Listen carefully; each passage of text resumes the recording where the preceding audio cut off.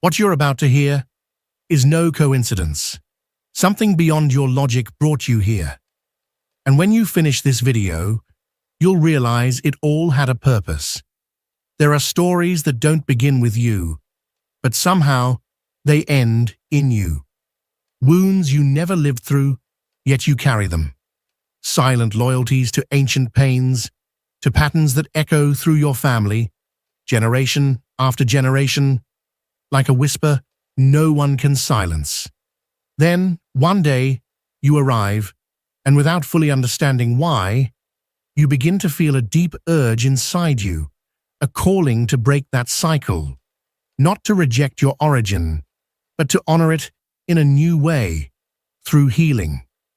Carl Jung once said, "Until you make the unconscious conscious, it will direct your life, and you will call it fate." And there are family fates that you can no longer carry without losing yourself in the process. It's not because you are stronger, it's because you are more awake. It's not that it doesn't hurt, it hurts deeply, but your soul chose to awaken. What weighs on you now doesn't always belong to you. What aches inside you didn't necessarily start with you, but you feel it, because you are the one who has come to close the cycle. The first sign is a deep discomfort with what your family has always considered normal. It's not judgment, it's awareness. It's as if your eyes begin to see something that others continue to accept without question. The emotional silence, the constant sacrifice, the guilt passed down like an heirloom, the love that hurts but is never spoken about. And even if you can't explain it clearly, something inside you whispers, "This can't go on." You start to realize that this discomfort doesn't stem from outside criticism, but from an inner sensitivity that refuses to be numbed any longer. You've tried to adapt. You've stayed quiet. You've repeated certain gestures, phrases, behaviors, just to keep the peace. But something inside you breaks a little more every time you betray your truth in the name of loyalty to your family system. It's as though a part of you knows that continuing these patterns only delays the healing for everyone. Because what you heal doesn't just heal for you. It heals backwards for those who couldn't, and forward for those who are yet to come. Carl Jung spoke of the collective unconscious, but he also spoke of the family unconscious, that invisible field where secrets are buried, where fears, losses, and injustices remain unnamed, yet still pulse through the bloodline. And you, by noticing it, by feeling it, you're not exaggerating, you're waking up. Those who come to break cycles do not do so out of blame, but out of courage. And you, by feeling that discomfort in what once felt like normality, have already taken the first step. You are saying, "Enough," from a sacred place. You're beginning to listen to a voice that doesn't come from the outside. It comes from the soul that has decided not to repeat. You also begin to notice that this discomfort isn't shallow or fleeting. It's a deep calling, a vibration that comes alive in moments that others overlook, a phrase spoken with resignation, a scene that replays across generations, an emotion passed down as if it were part of your family name, and you, without knowing why, cannot look away. This is not about feeling superior. In fact, many times you've felt like the outsider, like you didn't belong. You've tried to follow the rules of your family system. You've done what was expected, but something in you dims every time you pretend it doesn't affect you. Because you weren't born to adapt to inherited pain. You were born to transform it. And even when it hurts, maybe especially when it hurts, it's a sign that your soul chose a mission far greater than you imagined. Not to fix others, but to break the pattern from within. Not to destroy the tree, but to prune it with intention, allowing something new to grow through you. Jung said, "Who looks outside dreams, but who looks inside awakens." And by looking honestly at the deepest connections you have, those that shaped you, you are awakening to a truth others could not bear to face. You're beginning to see that what once looked like love was actually fear, that what passed for strength was often just unhealed hardness, that what was labeled sacrifice was actually self-abandonment, passed down again and again. But you can no longer follow that script, not because you're rebellious, but because you're conscious. And consciousness doesn't scream. It burns. It burns quietly inside you until you choose to act from it, even when it hurts, especially when it hurts, because you know that the pain of awakening is more honest than the comfort of repeating. And so, here you are, starting to write something new. Even if you don't yet have the words, even if the page still feels blank, even if your voice trembles, you're doing something sacred. You're beginning again, not from rejection, but from remembrance. You are the end of the wound and the beginning of the healing. The second sign is when you find yourself deeply moved by stories you never lived, narratives that somehow feel carved into your skin as if they've always belonged to you. Someone mentions a long-ago loss, a distant absence, a quiet surrender, and suddenly a wave of emotion rises within you.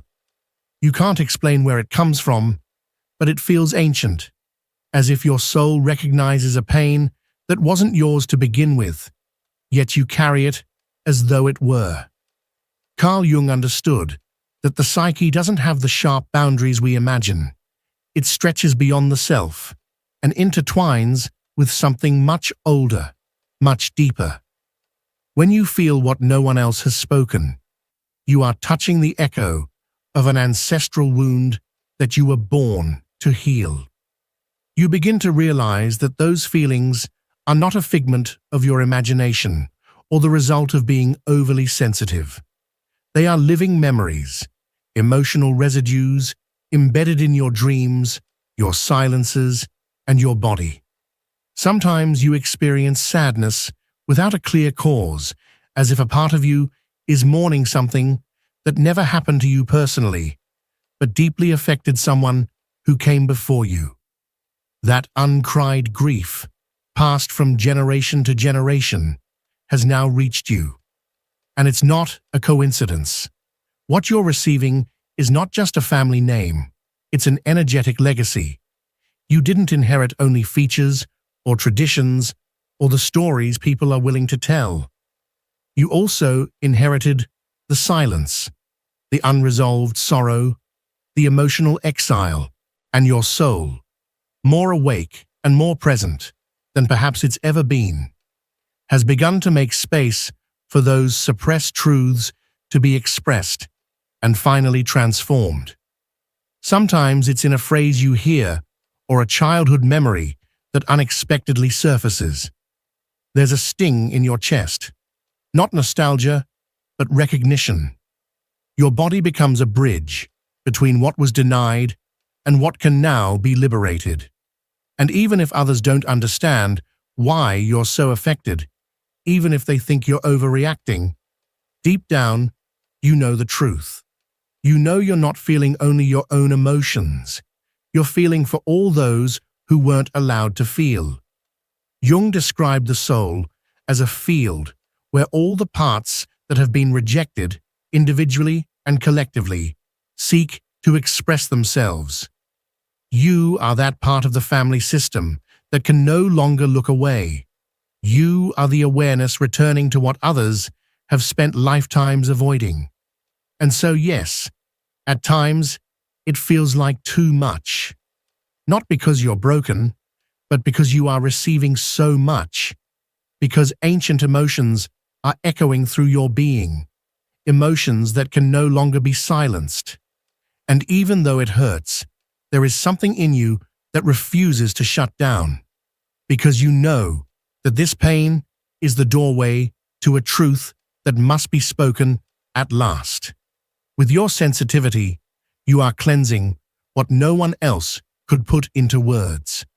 And you begin to notice that this connection to what you didn't live is not merely emotional, it's vibrational. You step into certain rooms, you hear certain stories, or even just glance at an old photograph, and something awakens in you, a languageless echo, a subtle trembling in your soul, a quiet certainty that something unresolved happened there.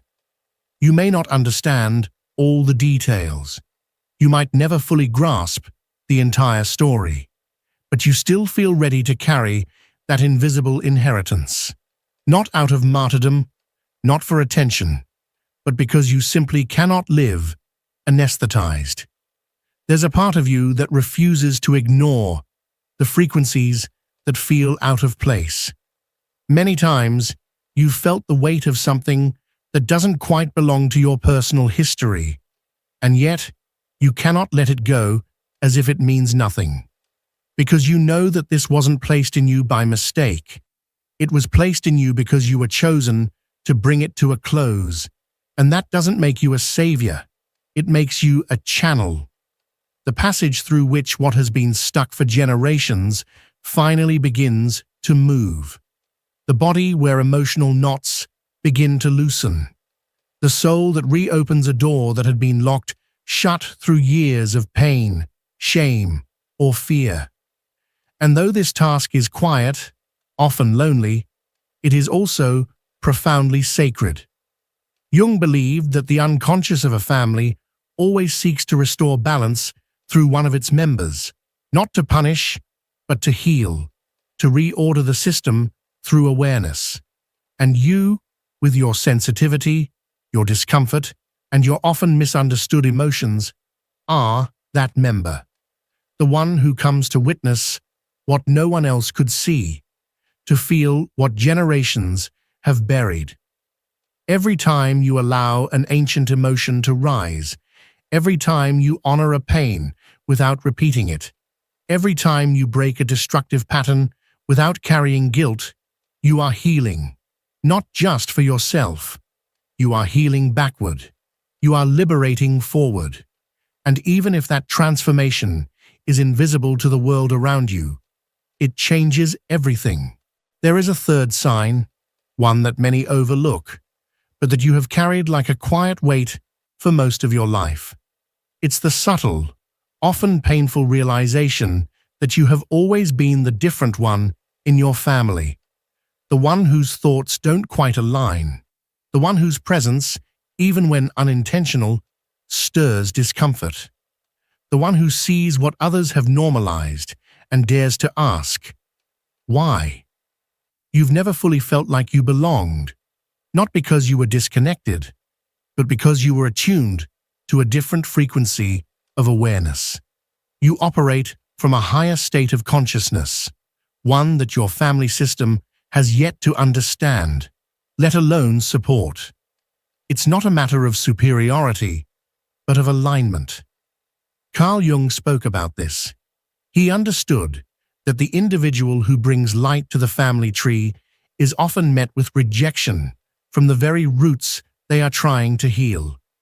And yet, by staying true to your inner truth, even when it alienates you, you are honoring something far greater than mere approval.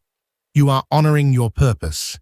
You also know deep within you that this feeling of not fitting in is not recent. It has been there for as long as you can remember. Since childhood, you've noticed the difference. You felt more deeply, sensed more intensely, and reacted to life in ways that others didn't understand. What was trivial to them was monumental to you. What they accepted without question, you could never digest without inquiry. And somewhere along the way, you were made to feel like that sensitivity was a flaw, like your depth was a burden, like your intensity was a problem to be fixed.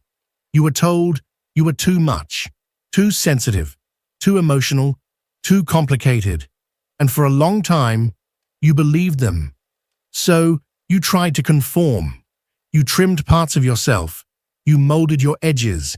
You practiced the art of silence and suppression, all in the name of belonging. But each time you did, something inside you dimmed. Something sacred was silenced. Because that difference, the very thing you were trying to hide, wasn't a mistake. It was your signal. A silent divine reminder that you did not come here to continue the same story. You came to rewrite it at its roots. And rewriting doesn't mean you're here to impose. It doesn't mean shouting to be heard or forcing change. It means existing, fully and unapologetically, without abandoning yourself. It means holding your vision steady, even when it makes others uncomfortable, even when it creates distance, even when you're met with suspicion or patronizing smiles. Because what you carry isn't just a different perspective, it's a new frequency altogether, a vibration that challenges, without trying, everything that generations before you were taught to ignore or suppress.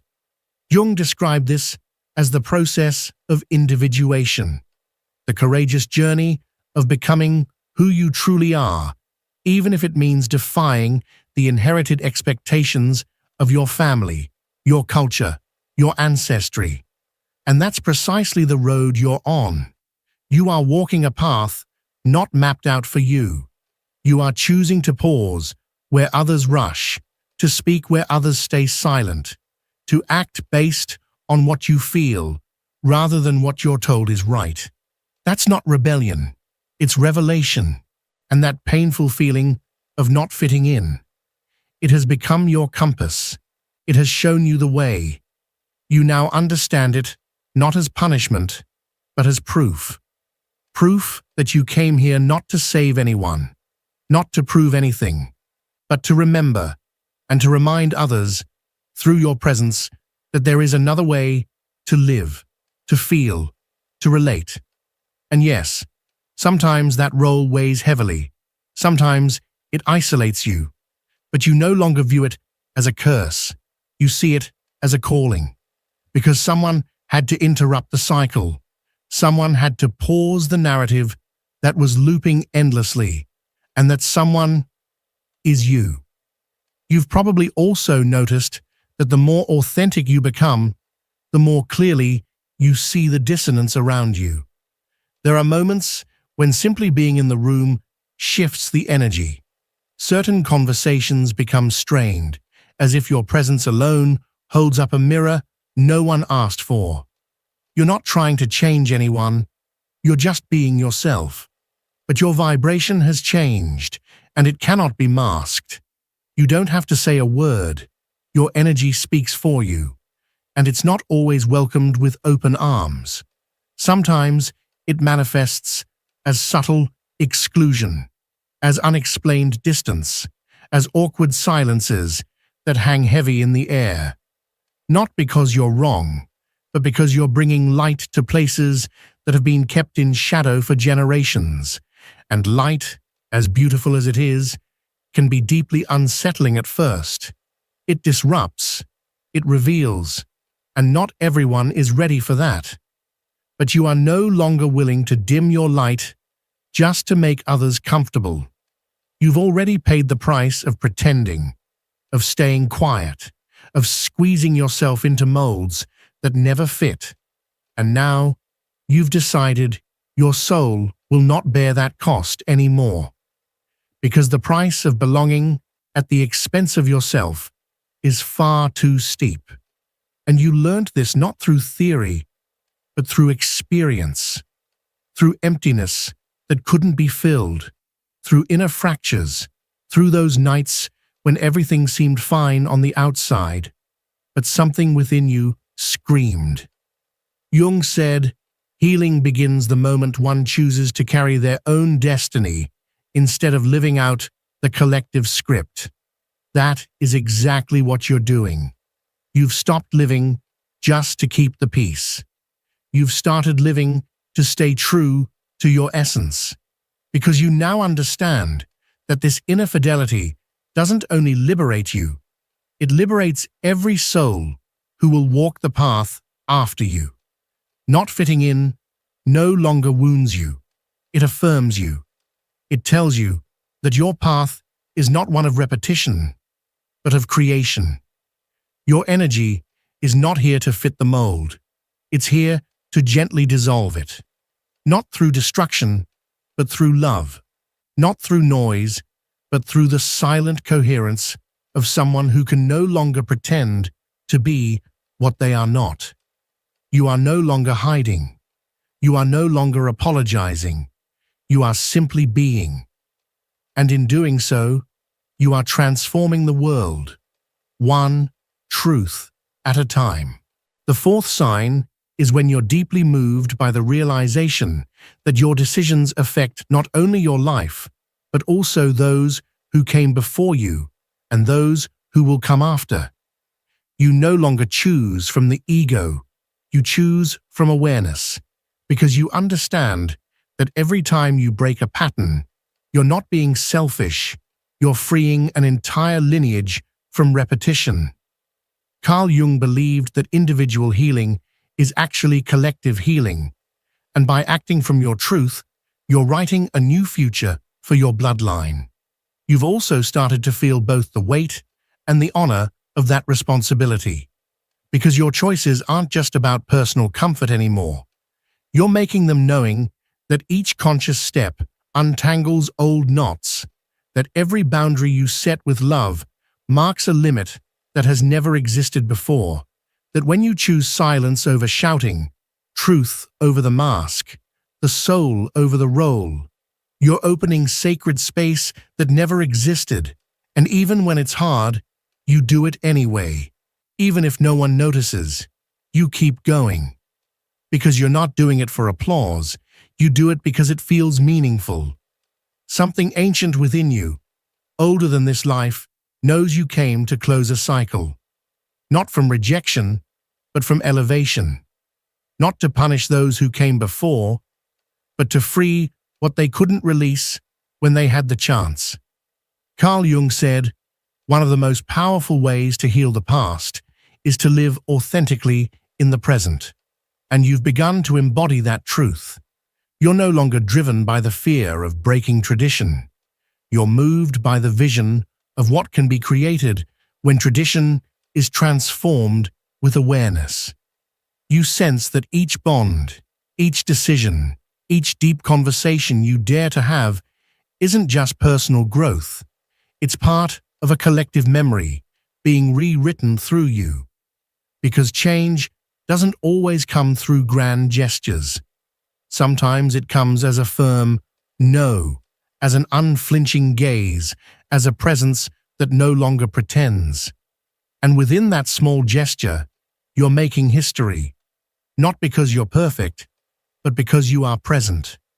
Not because you have it all figured out, but because you've stopped running. And by not running, you're holding space that was once filled with fear, silence, or cycles. That space is now filled with your awareness.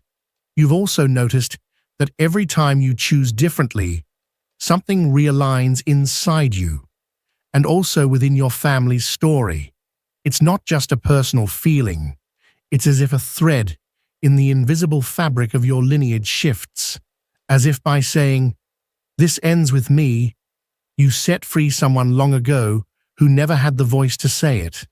And even if it's never spoken out loud, even if no one names it, you know, something in the entire system changes when you change with awareness. You've started to notice that your journey, no matter how personal it seems, is connected to a wider web. Your healing doesn't end with you. When you dare to break a bond based on manipulation, when you drop an imposed role, when you choose peace over automatic conflict, you're honoring those who didn't have the strength, the permission, or the freedom to do it before. Carl Jung said, that what's left unresolved emotionally in one generation is passed down as fate in the next. And you, by healing what was ignored at the root, are breaking the chain, not with anger, but with awareness. Because what's not transformed is repeated, and you can no longer allow cycles that silence your soul. You don't have to explain yourself to anyone. You don't need to convince or justify. Your integrity speaks louder than words, and even if your path is misunderstood, you feel peace, because you know that the peace you build today will be inherited by your children or the children of life itself. Every time you choose from your soul and not from your wounds, you become a link of light, turning a painful cycle into a new beginning. And that beginning starts with you. The fifth sign. You begin to feel a deep urge to cleanse, not just your physical space, but also your relationships, your thoughts, your emotions. It's as if something within you is demanding lightness, not as an escape, but as a path to clarity. You simply can't continue carrying what was never yours, or upholding patterns that no longer reflect your truth. Carl Jung understood that what accumulates in the unconscious eventually reveals itself in the external world. And now you are starting to empty yourself so that you can inhabit your inner world from a different place. You begin to realize this impulse to cleanse is not shallow. It's not about improving your life as an external goal. It's about creating space for what your soul is finally ready to receive. You feel that there are things, people, and thoughts that no longer resonate with your current vibration. Not because they're bad, but because they no longer represent you. Not because you're running away, but because you're now choosing from a different center, one that is more loyal, more peaceful, more profound.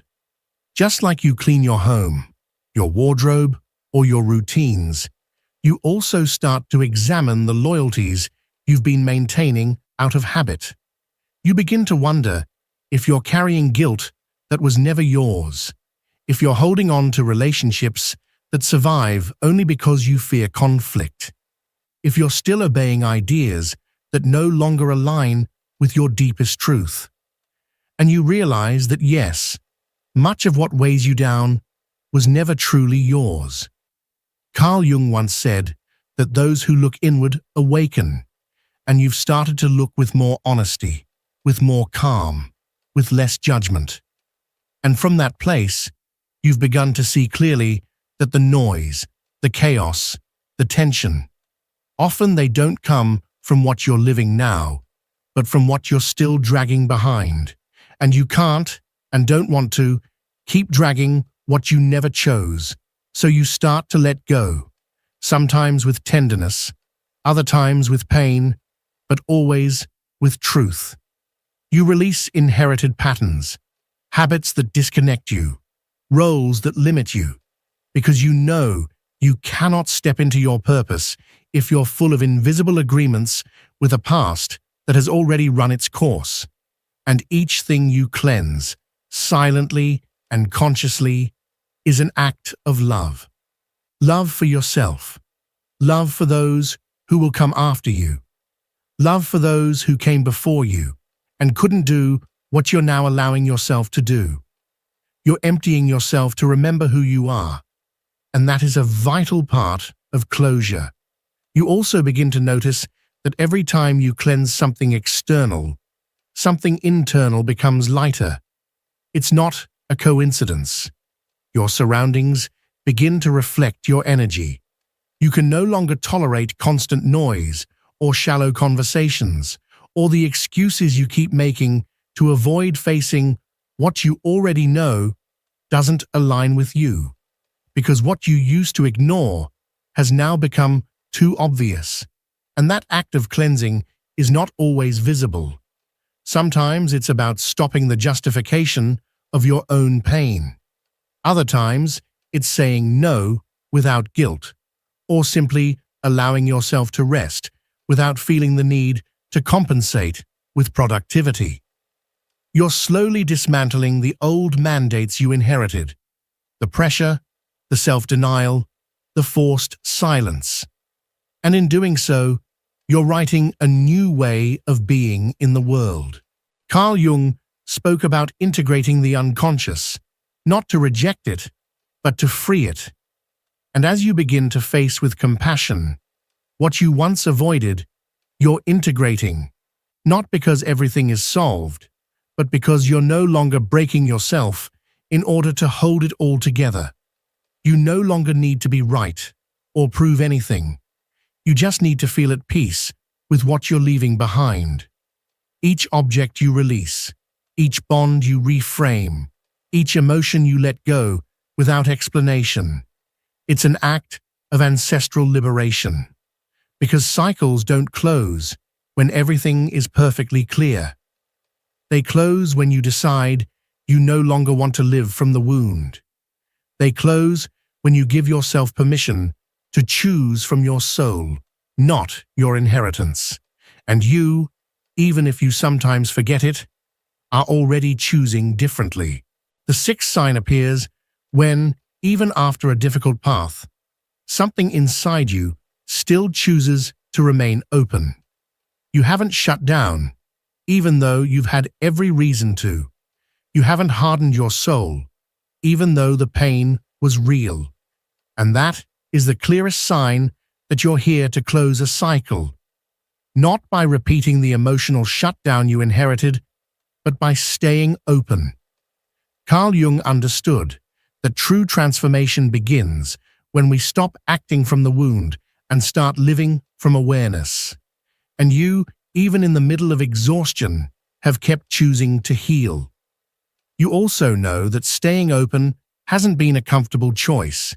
It's been a brave one, because closing off would have been easier, and it would have made sense. After so many disappointments, after so many broken bonds, after giving more than you received over and over again, it would have been natural to build a shield. But you didn't. You chose to keep feeling, to keep trusting, to keep healing. And while that sometimes hurts more, it also makes you free, because your soul didn't come here to replay the script of hardening in order to survive. It came to rewrite life from a different place, from conscious openness, from vulnerability turned into strength, from the wound transformed into a bridge. You came to close a cycle, yes, but not through emotional shutdown, through sacred closure. Jung used to say, what doesn't get transformed gets repeated. And you chose to transform, not with words, but with silent acts, choosing a different word in the middle of conflict, upholding your self-love when no one else validates it, walking away without resentment, looking back without bitterness. All of that, even if unseen, even if unnamed, is active healing. It is embodied evolution. Every time you choose to stay open, even while afraid, you are breaking the pattern. You're freeing those who had to shut down in order to survive. You're showing your lineage, without saying a word, that there's another way to walk through life. That love doesn't have to hurt. That relationships don't have to be born out of emptiness. That it is possible to live without repeating what destroys. And now, that possibility lives in you. Because you chose the hardest path, yes, but also the brightest one. The path of the soul that doesn't shut down, even when trembling. The path of the heart that, even scarred, keeps beating with presence. You've also begun to sense that your openness is no longer naivety, it's mastery. Because now, you don't open yourself to be accepted. You open because you've learned that closing your heart doesn't protect you. It just separates you from your truth. You've crossed the threshold where sensitivity stops being weakness and becomes a path. A path you now walk by choice, knowing that staying available from the soul heals something in the world. Your ability to keep loving, even when misunderstood. even when judged, even when hurt, is an ancestral force. It is the part of your lineage that came to end the cycle of constant defense, of hardness as a shield, of silence as the only response. And that is revolution. A revolution that doesn't need noise, just presence. Carl Jung understood that true transformation doesn't happen by avoiding pain, but by walking through it without losing yourself. And you've done that. You've felt deeply without giving up. You've cried without dimming your light. You've been alone, but never disconnected from who you really are. That space, that choice, is where the cycle came to its end. Not because it burned out, but because you chose another way. And that choice is what changes everything. Because when one person in a system stays open, real, and available from the soul, the entire story begins to shift. What once felt eternal begins to dissolve. What once seemed inevitable stops repeating. Because you, with every act of presence, with every conscious gesture, with every boundary set, without rage, are writing a different ending. And that ending, even if no one sees it, is sacred, because it doesn't close from fear. It closes from love. Closing ancestral cycles isn't rejecting your roots. It's giving them back the freedom they never had. It's looking back without copying, walking forward without dragging the past, and inhabiting the present from a level of awareness that isn't inherited. It's conquered. And you're conquering it. Carl Jung believed that the soul awakens when someone dares to be different, not out of rebellion, but out of truth. And that truth is now alive within you. Because even if it wasn't a mental decision, your soul said, "This ends with me." And that doesn't separate you from your lineage. It honors it. Because you're not closing this cycle to break away. You're closing it to free, to make room for something fairer, healthier, and more real. If this video stirred something deep within you, if each word echoed wounds you've carried but never named, it's because you are that point of transformation. And if you want to keep walking toward your truth, grounded in your roots, but free from repeating the wound, subscribe to the channel and turn on the notification bell. Here, we don't just reflect. Here, the soul recognizes itself. Here, every word exists in service of your awakening.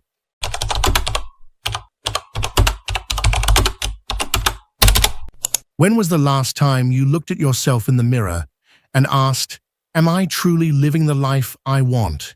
Not the life that others expect from me, not the one that seems right in the eyes of society, but the one that genuinely resonates with my soul. Carl Jung, one of the most profound thinkers in modern psychology, left us with a lesson that few dare to follow. The importance of choosing yourself, even when everything around you seems to push you in the opposite direction.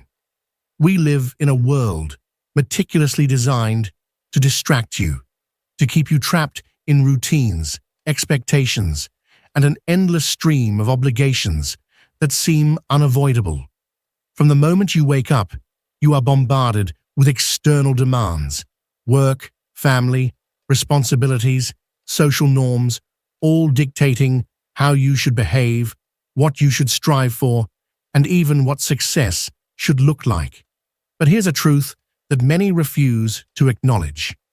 Every time you prioritize others over yourself, you are sending a silent message to your inner self that it does not matter, that its needs, desires, and truths are secondary. You are ignoring that quiet voice from deep within your subconscious, the one that persistently tries to guide you toward a more authentic and fulfilling life. Jung believed that our connection with the unconscious is not something optional. It is an essential part of who we are. Yet so many people silence it, push it aside, and choose to ignore its signals, because facing it can be uncomfortable. That feeling of unease you experience when something in your life doesn't feel right, that is not random. That is your soul speaking to you, trying to show you that something needs to change, even if the mere thought of change terrifies you. Now take a moment and reflect. How many of the decisions you've made recently came from a place of true authenticity? And how many were driven by fear? Fear of disappointing others, fear of stepping outside the norm, fear of discomfort, or fear of breaking away from what is familiar? Jung urges us to deeply contemplate this because he understood a universal truth. Decisions that are not rooted in your inner truth create nothing but chaos and disconnection. The further you stray from yourself, the more lost you will feel. But let's clarify something important.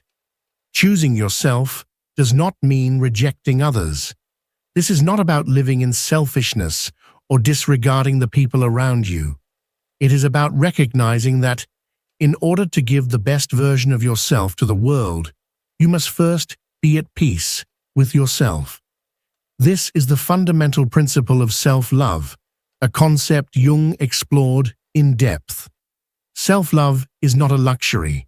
It is not an excuse to escape responsibilities. It is the foundation upon which all meaningful and authentic relationships are built. When you choose to prioritize yourself, something profound shifts in your energy. You begin to attract people and situations that are aligned with your true essence. It's as if the universe responds to your decision to live in truth, eliminating what no longer serves you and bringing forth what you truly need to grow.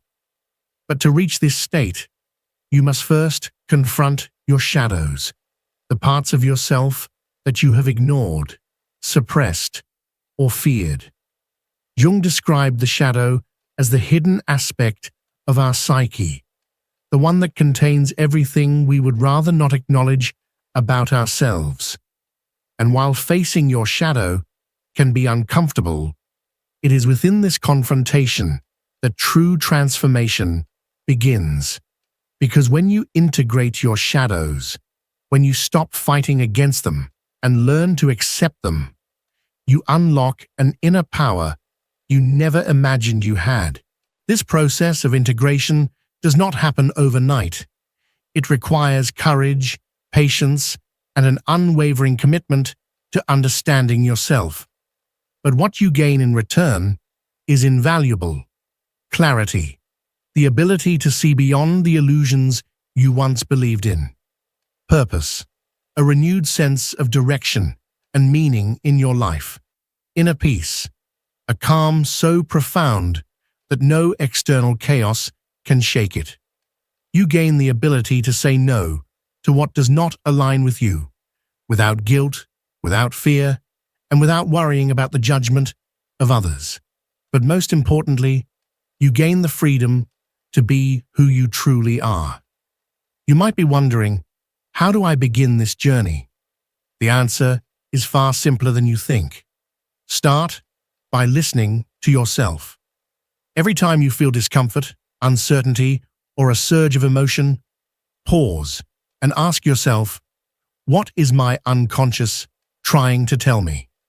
Because, as Jung once said, the answers you seek externally are already within you.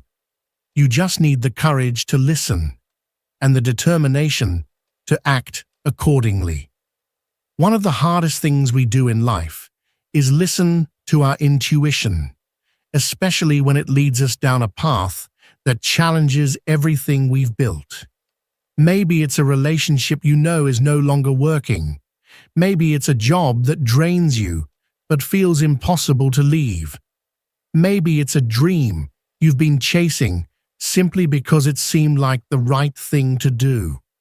Jung reminds us that ignoring these signals is not a sign of strength.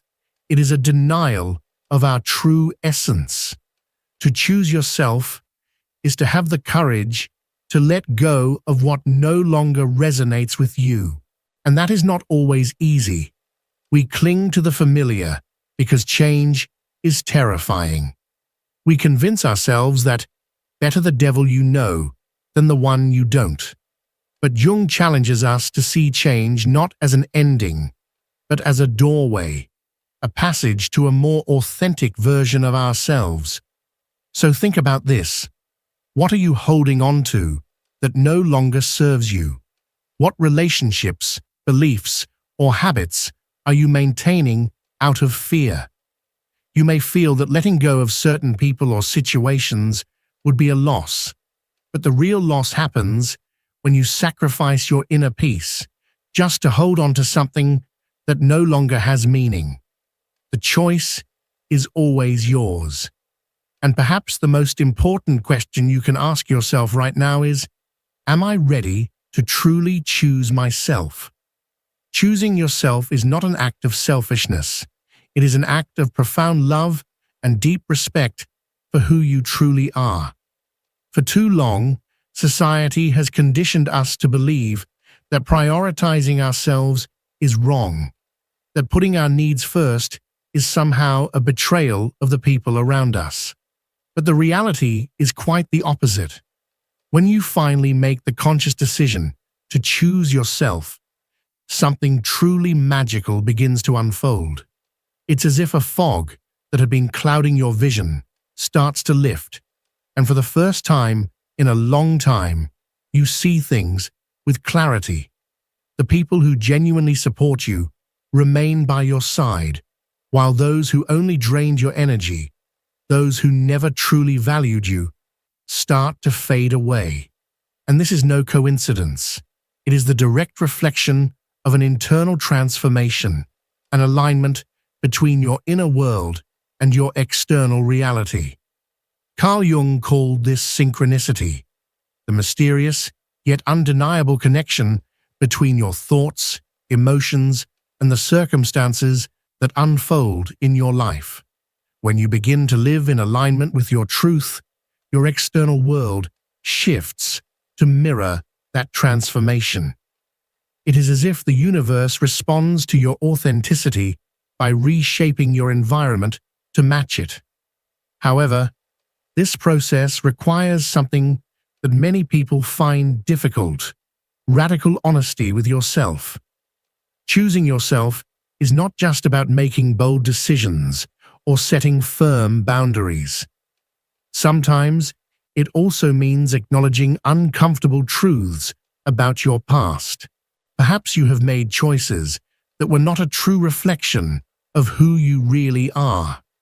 Maybe you have allowed people to overstep your boundaries, sacrificing your own well-being to please them. You might have said yes to things you knew you should have rejected out of fear of disappointing others. But here's the important part. This is not a reason to judge yourself. Instead, it is an opportunity, an invitation to learn, to recalibrate, and to make a different choice moving forward. Jung believed that authenticity is not a destination. It is a continuous journey. It is a process of learning, evolving, and growing into the truest version of yourself. And on this path, you will face resistance. There will be moments when you doubt yourself, when old habits call you back, tempting you to return to familiar patterns simply because they feel comfortable. But remember this: true growth never happens within your comfort zone. The most profound transformations occur when you dare to step beyond the familiar, into the unknown. The world will not always understand your decision to choose yourself. There will be people who criticize you, who question your choices, who even distance themselves from you because you no longer fit their expectations. And yes, this can be painful, because when you choose yourself, you stop seeking external validation. You begin to realize that your worth is not defined by what others think of you, but rather by what you believe about yourself. This does not mean that you must isolate yourself or disconnect from those around you. Quite the contrary. When you choose yourself, your relationships evolve in ways you never imagined. You no longer chase approval. You seek genuine connection. You no longer settle for shallow interactions. You crave relationships that nourish your soul. And in this process, you discover something beautiful. The right people will always be there, not because they need you, but because they value you exactly as you are. As you begin to live from a place of authenticity, the world around you transforms. This is not magic, nor is it some kind of trick. It is the powerful interplay between your inner and outer worlds. Jung often spoke about how our psyche projects our inner state onto the external world. If you live in internal conflict, you will attract external conflict. If you reject yourself, you will encounter rejection in various forms. But if you choose yourself, if you fully accept and embrace who you are, you will begin to see how the people and circumstances around you also start to shift. This transformation does not happen overnight. It is a process, and like any process, it requires patience and commitment. There will be days when you feel like you are taking steps backward, moments when your old tendencies try to resurface. But this is where the real test lies: your ability to stay firm in your decision to choose yourself, even when it feels uncomfortable, even when it feels lonely. The world glorifies sacrifice. But at what cost? Not everyone will support your choice to prioritize yourself. We live in a world that glorifies sacrifice, where giving everything to others, even at the expense of our own well-being, is seen as noble. But what happens when we pour from an empty cup? What happens when we give so much that we lose ourselves in the process? Choosing yourself is not selfish. It is necessary, because only when you are whole, when you are aligned with your truth, can you truly give to others from a place of abundance rather than depletion. So dare to choose yourself, not just once, but every day, not just in the big moments, but in the smallest of decisions, and watch as your life begins to transform in ways you never imagined. But Carl Jung taught us something profoundly important. We cannot give what we do not possess. If you sacrifice your happiness, your energy, or your inner peace in an attempt to please others, then what you are offering is not authentic.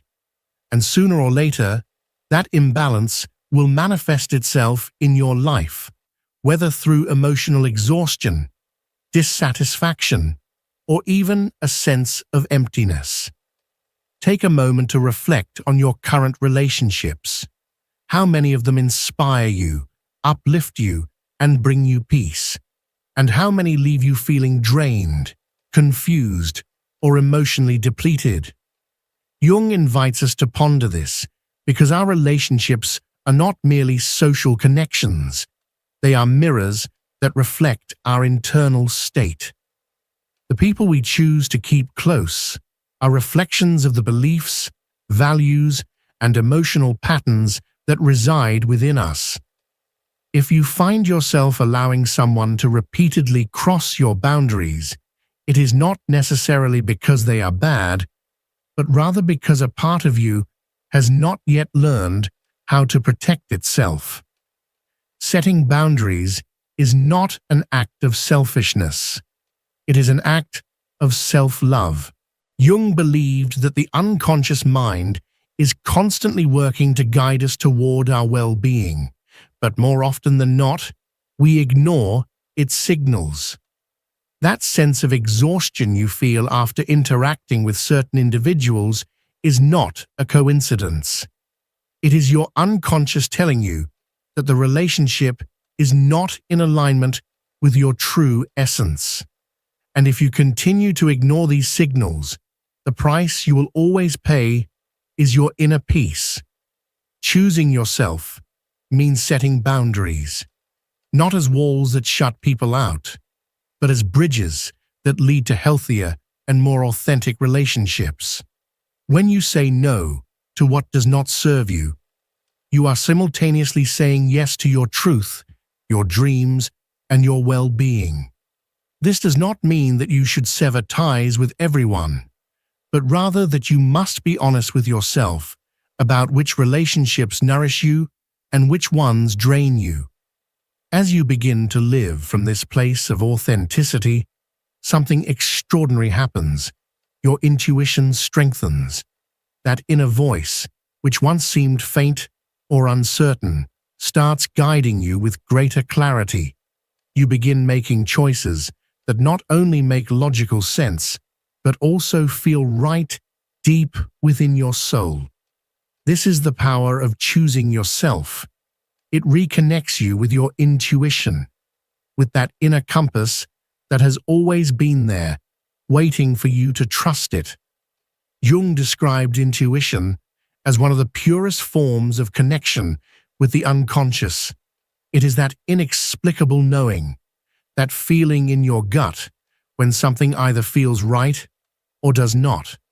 But to truly hear it, you must silence the noise of the outside world.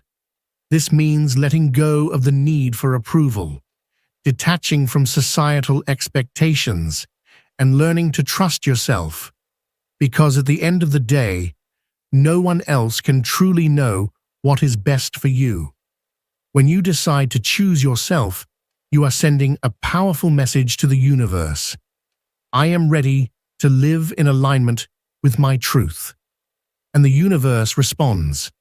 Suddenly, you begin to attract people, opportunities, and experiences that resonate with who you truly are. This does not mean that life will be free of challenges, but those challenges will no longer feel like an endless struggle. Instead, they will become stepping stones, opportunities for growth, transformation, and self-discovery. By choosing to live in authenticity, you also begin to experience something Jung described as synchronicity. These seemingly random, yet perfectly timed events that unfold in your life are not mere coincidences. They are a direct reflection of your inner alignment. When you are in harmony with yourself, the external world starts aligning with you as well. Doors open effortlessly, the right people come into your life at the right moment, and everything begins to flow in ways that once seemed impossible. This is the beauty of embracing your true self. When you honor your inner world, the external world responds in kind. And in that space of deep alignment, you will find not only a greater sense of fulfillment, but also a profound sense of peace, the kind that comes from knowing you are exactly where you are meant to be. When you choose yourself and decide to honor your truth, the universe seems to conspire in your favor. The right opportunities arrive effortlessly, the right people appear at the perfect moment, and everything begins to flow in a way that once seemed impossible. It is as if the entire fabric of existence shifts to align with your newfound sense of purpose. Suddenly, what once felt out of reach is now within your grasp. But this does not mean that the path will be free of obstacles. In fact, some of the greatest challenges arise precisely when you decide to choose yourself. It is as if the world, so accustomed to the version of you that aimed to please everyone else, suddenly resists your transformation and tries to test your commitment. You might feel the weight of external expectations pushing against you, trying to pull you back into old patterns. The doubts will come, the fears will surface, and the temptation to return to what is familiar will be strong. This is where your true power lies.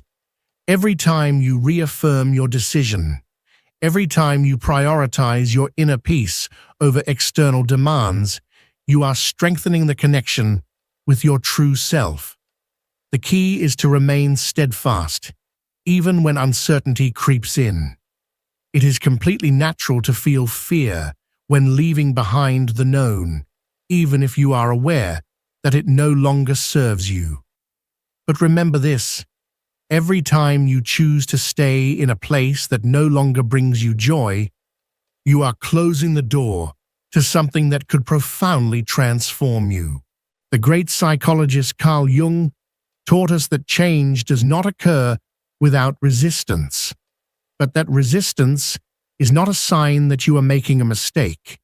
Rather, it is proof that you are moving forward. It is the friction between the old and the new, the tension between who you were and who you are becoming. One of the most powerful ways to overcome this resistance is through deep self-reflection.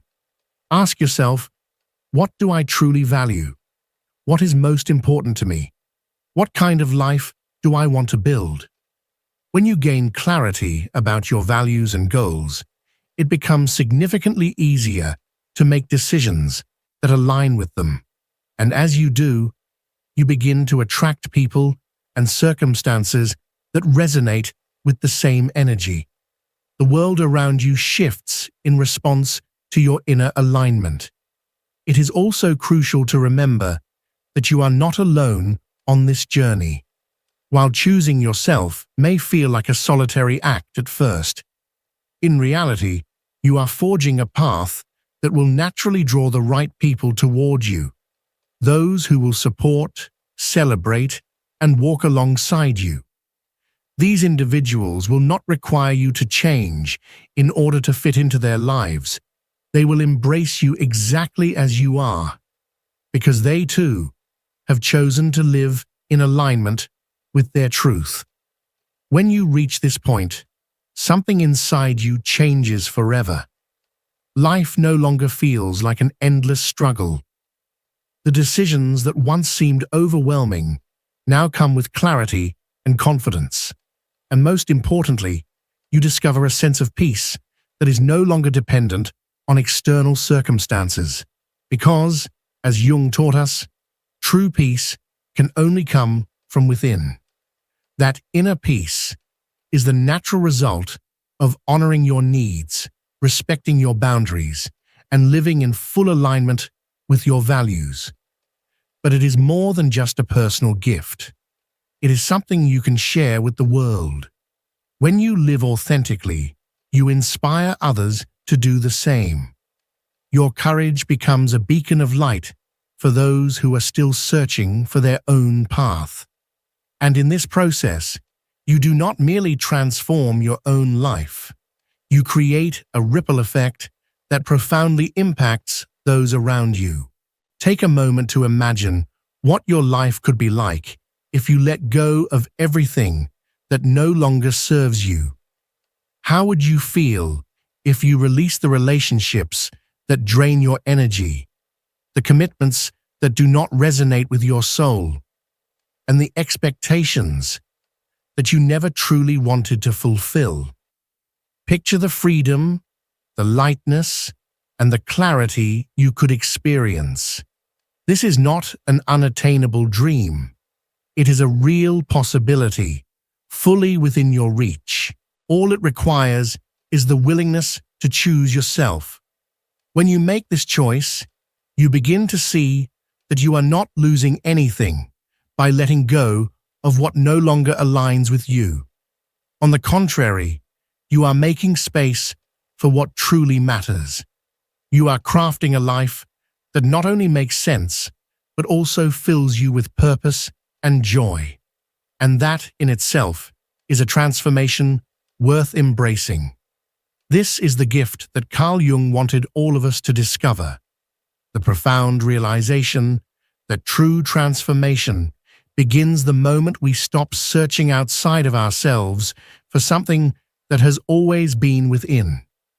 It is the moment we choose to live from a place of authenticity, embracing who we truly are, rather than who we were conditioned to be.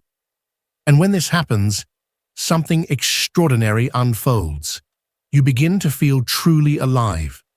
No longer are you trapped by the expectations of others, nor do you feel bound by the rigid demands of a society that constantly tells you who you should be, how you should behave, and what defines success. Instead, you start tuning in to that inner voice, the one that has always been there, whispering to you, urging you to look deeper, to recognize that something greater awaits if only you have the courage to pursue it. This feeling of liberation is priceless. It is as if a heavy weight has been lifted from your shoulders, allowing you to breathe fully, deeply, freely, perhaps for the first time in a very long while. However, attaining this freedom requires great courage. It demands that you confront not only the external pressures that have shaped your life, but also the internal fears, doubts, and limiting beliefs that have held you back. Jung reminded us that our greatest enemy is not something outside of us, it is within. It is that persistent inner voice that whispers, "What if I'm not good enough? What if I fail? What if I disappoint others?"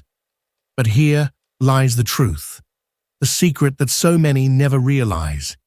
That voice is not your truth. It is merely an echo of past experiences, a reflection of conditioning that you have absorbed over the course of your life. Every time you choose to confront it, every time you act in spite of the fear, you are dismantling those limiting beliefs piece by piece, clearing space for something new to emerge. This is the true power of choosing yourself. When you make this choice, you break free from the invisible chains that have kept you bound. As you walk further down this path, something remarkable begins to happen. The things that once seemed so important, the endless chase for validation, the need to prove your worth, the compulsion to please others, begin to lose their grip on you. You no longer feel the urge to compete, to compare, or to conform. Instead, you discover a profound sense of fulfillment in simply being yourself. And it is in this state of authenticity that you uncover your true power. This power has nothing to do with control over others, nor is it about dominance or force. It is a power that comes from deep connection with your inner being, that part of you that has always known who you are and what you need. It is a silent, unwavering force, yet it is unstoppable. Because when you are aligned with yourself, when you stand in your truth, nothing and no one can take you off your path. The beauty of this process is that it does not only transform your life, it transforms the lives of those around you. When you choose yourself, you become a living example of what it means to be authentic. You inspire others, not by preaching, not by convincing, but simply by being. Your presence alone encourages others to question their own beliefs, to challenge their own fears, and to step into their own truth. This is something Carl Jung understood deeply. He knew that individual transformation has a ripple effect, that every time a person chooses authenticity, they contribute to a collective shift in consciousness. Because when we live from our true selves, our relationships change, our communities change, even the world itself begins to change. But do not be mistaken. This journey is not linear. There will be days when you feel strong, empowered, and completely in tune with yourself. And then there will be days when doubt creeps in, when uncertainty clouds your vision, when you question everything. These moments of doubt are not signs of failure. They are an integral part of the process. Jung saw them as opportunities to deepen your connection with yourself, to reflect, to learn, and to grow. Each challenge, each setback is an invitation to shed the old, to step into something greater, to move closer to your true essence. And in those moments, when the path feels uncertain, it is essential to remember this. You are not alone. Although the journey toward authenticity may seem solitary at first, you will inevitably find people, experiences, and resources that support you along the way. The more you embrace who you truly are, the more aligned you become with those who resonate with your energy. And when that happens, the journey no longer feels like a struggle. It becomes a homecoming, perhaps a book, a conversation, or even a video like this one that reaches you at the exact moment you need it most. These are not mere coincidences. They are signs, signals from the universe that confirm you are on the right path. Every moment, every decision, every challenge you have overcome has led you here, to this very instant. And though the future may seem uncertain, there is one undeniable truth. As long as you continue to choose yourself, you will be building a life that is truly worth living. The greatest gift you can give yourself is to be unapologetically you, not the version of yourself that others expect, nor the one you have created just to fit in, but your purest essence, the real you that exists when no one else is watching. Carl Jung once revealed that the true work of life does not lie in searching outside of ourselves, but in unraveling the deep mysteries that reside within. And when you finally make the conscious choice to embrace yourself, you come to a profound realization. Everything you are searching for has always been within you. This is a call to action. Life is far too short to remain trapped in the need for external validation, to ignore your own desires, to silence your dreams in order to meet the expectations of others. The time to take the first step is now. The time to confront your fears, to acknowledge your shadows, and to listen to the quiet whispers of your intuition is today. The moment to reconnect with your true self is right in front of you. Because when you choose yourself, you do more than transform your own life. You also change the world around you. Your energy shifts, your perspective expands, and your very presence begins to inspire those who cross your path. And now, what comes next? This is the moment to reflect on everything you have just heard. Ask yourself, which aspects of my life are truly aligned with my authentic self? What can I let go of in order to live with greater authenticity? What is holding me back from embracing the person I was always meant to be? Remember, every small step matters. Every single choice you make in favor of your true self is a victory. And most importantly, you are not alone on this journey. This space, this community, this channel exists to remind you of your infinite potential and to guide you along your path of self-discovery. If this message has resonated with you, don't let it stop here. Extend its impact beyond yourself. Share this video with someone who might need it. Someone who is searching for answers. Someone who is facing their own challenges.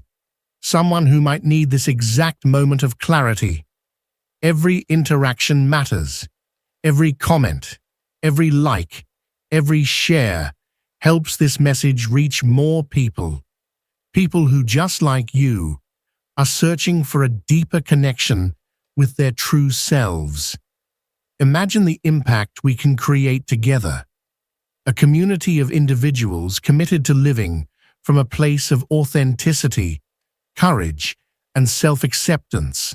Now, I want to hear from you. Let me know in the comments, what part of this message spoke to your heart? What steps are you willing to take today to choose yourself, to honor your true essence?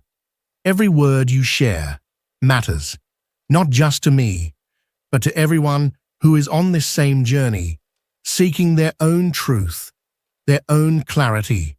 And if you haven't already, make sure to subscribe to the channel and activate the notification bell so you never miss another message like this. Together, we can bring this reflection to every corner, to every person who needs to be reminded that the greatest power of all lies in the simple yet profound act of choosing to be who you truly are. Thank you for being here. Thank you for listening. But above all, thank you for being part of this movement, this awakening, this shared journey towards self-discovery. Never forget, you are not alone. Change begins with you. And the world desperately needs more people with the courage to embrace their authentic selves. I'll see you in the next video. And always remember, life truly begins the moment you decide to choose yourself.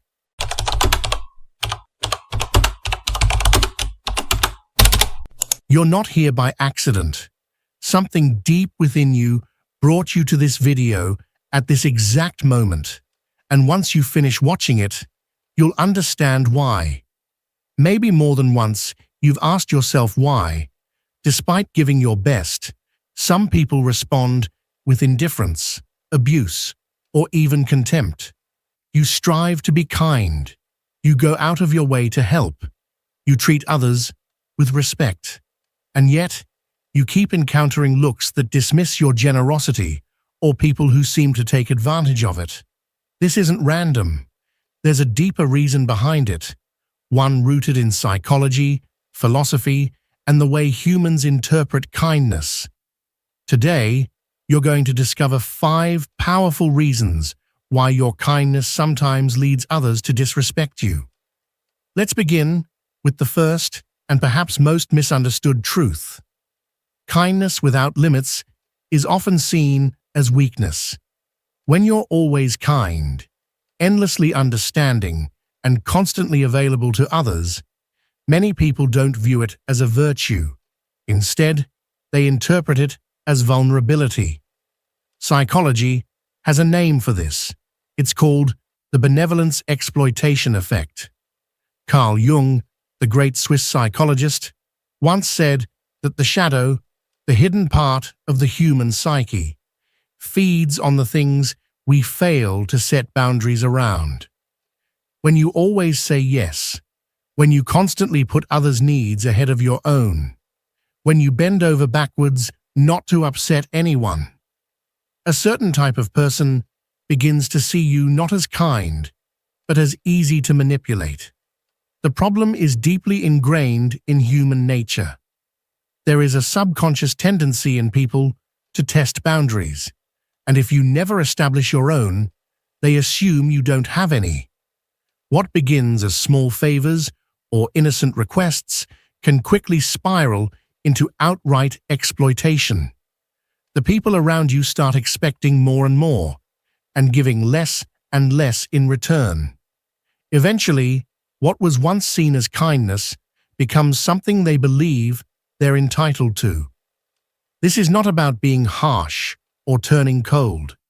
It's about understanding that kindness without discernment opens the door to being used. It's about realizing that healthy relationships, whether personal, professional, or casual, require mutual respect. And respect is built not only on giving, but also on knowing when to say no. You see, many people aren't even fully aware they're taking advantage of you. They're simply responding to what your actions allow. And if you consistently show that your time, your energy, and even your dignity are available without condition, you inadvertently teach them that those things have no value. That's the hard truth. But there's a beautiful side to it too. Because once you begin to understand this dynamic, you gain the power to change it. You can be kind and strong at the same time. You can help others and protect yourself. You can give and still say no when you need to. And when you start doing that, something amazing happens. People begin to respect you, not just for what you give, but for who you are. This video isn't just about learning why people mistreat kindness. It's about reclaiming your strength, your dignity, and your self-worth. It's about realizing that your kindness is not the problem. The way others react to it is. And the solution lies not in changing who you are, but in standing firmly in your values, your worth, and your boundaries. Keep watching. What you're about to discover might change the way you see yourself and the world around you forever. Reason 2. Kindness awakens the hidden insecurities of others. When you are truly kind, without expecting anything in return, you unknowingly confront people with parts of themselves they often try to avoid.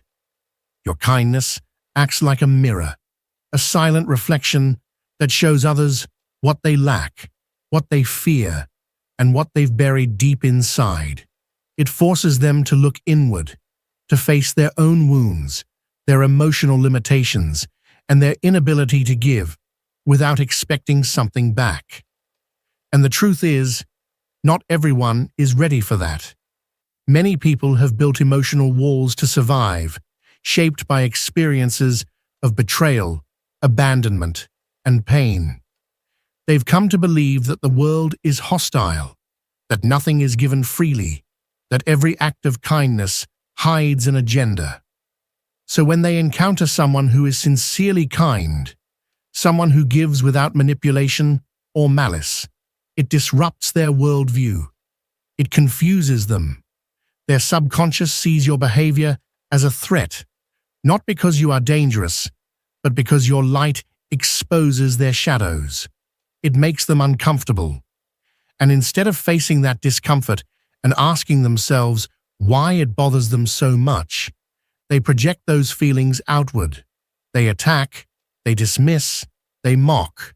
They might respond with sarcasm, with coldness, with passive aggression, or open rejection, not because you've done something wrong, but because it's easier for them to discredit you than to confront their own contradictions. This reaction is not always conscious.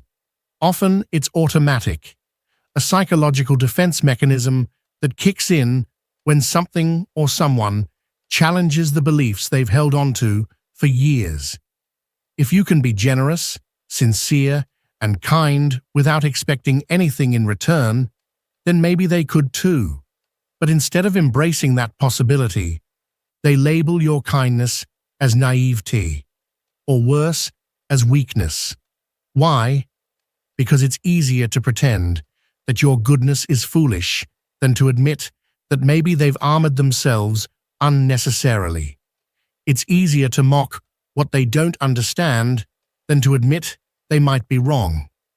Ironically, the people who despise you the most for your kindness are often those who wish, deep down, that they could be like you.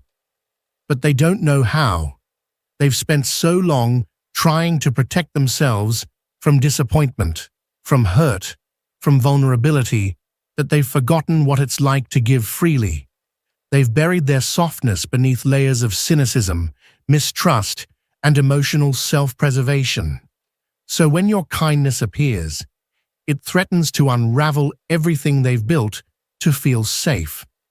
Their reaction, therefore, isn't really about you. It's about what you awaken in them. When someone disrespects you for being kind, they're not actually seeing you. They're seeing the reflection of their own inner struggle. They are confronted with the uncomfortable truth that they've chosen hardness where softness was possible, that they've lived in suspicion when trust could have existed, that they've closed themselves off when openness might have led to healing. In order to maintain their illusion of control, they twist your intentions. They say you're pretending. They say you're weak. They turn your strength into a flaw so they don't have to ask themselves the hard questions. And this denial can show up in many ways, through mockery, indifference, avoidance, or even aggression. But at the root of it all, what they're truly rejecting is not your kindness itself, but the painful awareness of what they're missing. By laughing at you, they convince themselves that their way of seeing the world is still the right one, that kindness is dangerous, that vulnerability is foolish, that generosity is a trap. They tell themselves that only the hardened survive. But no matter how much they scoff or push you away, the truth remains untouched.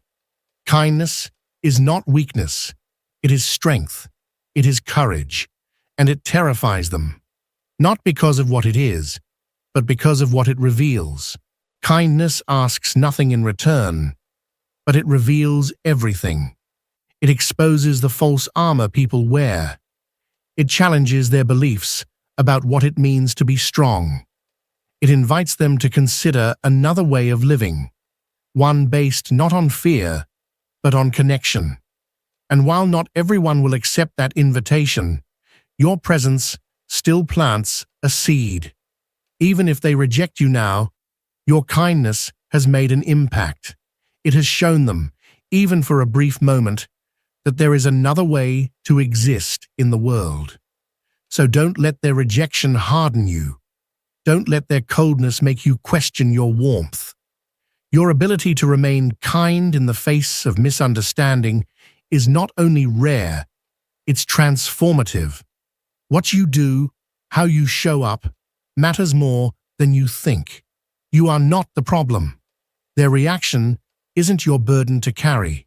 You simply remind them of the parts of themselves they're not ready to see. And that is a powerful thing. Reason 3. Your kindness challenges societal expectations.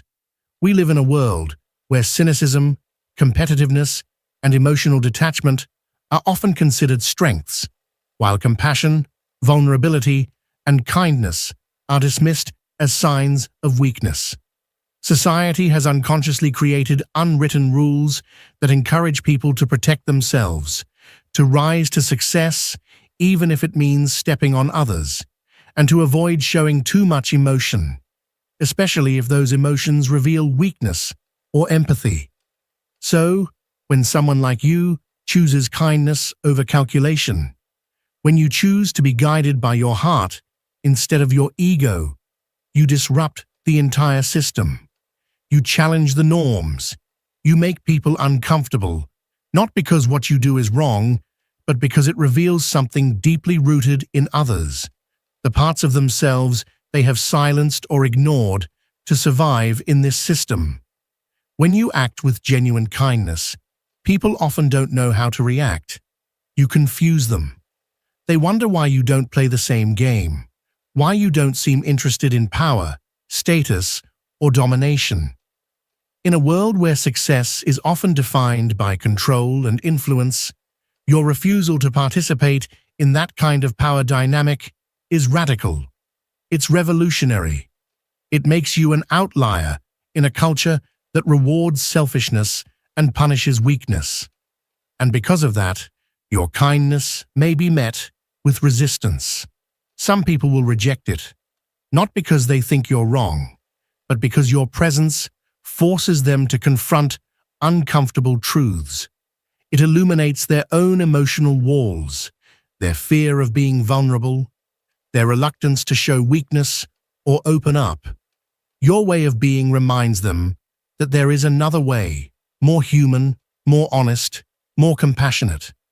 But it's a way they've spent years avoiding. Facing that reality isn't easy for everyone. You see, you can't control how the world responds to your kindness. That's not in your hands. You can't make people understand you, like you, or even accept you. But what you can do, what you must do, is remain true to who you are. Continue to choose kindness, even when it's misunderstood, even when it's mocked, even when you feel like you're going against the grain, because your kindness is not weakness. It's not naivete. It's not ignorance of how the world works. In fact, it's the opposite. It's the ultimate strength, the calm, grounded, unwavering strength of someone who knows they don't have to harden themselves to survive. Your kindness is a form of courage that many people don't recognize because they've been conditioned to see only aggression as power. But you are powerful, not because you dominate, but because you don't. Your kindness is a silent revolution. It's a mirror that reflects what others are afraid to acknowledge within themselves. When you give freely, when you show love without expecting anything in return. Reason 4. Kindness is often perceived as a vulnerability, an open door that invites exploitation. When you make the conscious choice to be kind, you are not merely performing a social act. You are creating emotional space, revealing a softer, more open part of yourself that many people simply don't know how to handle.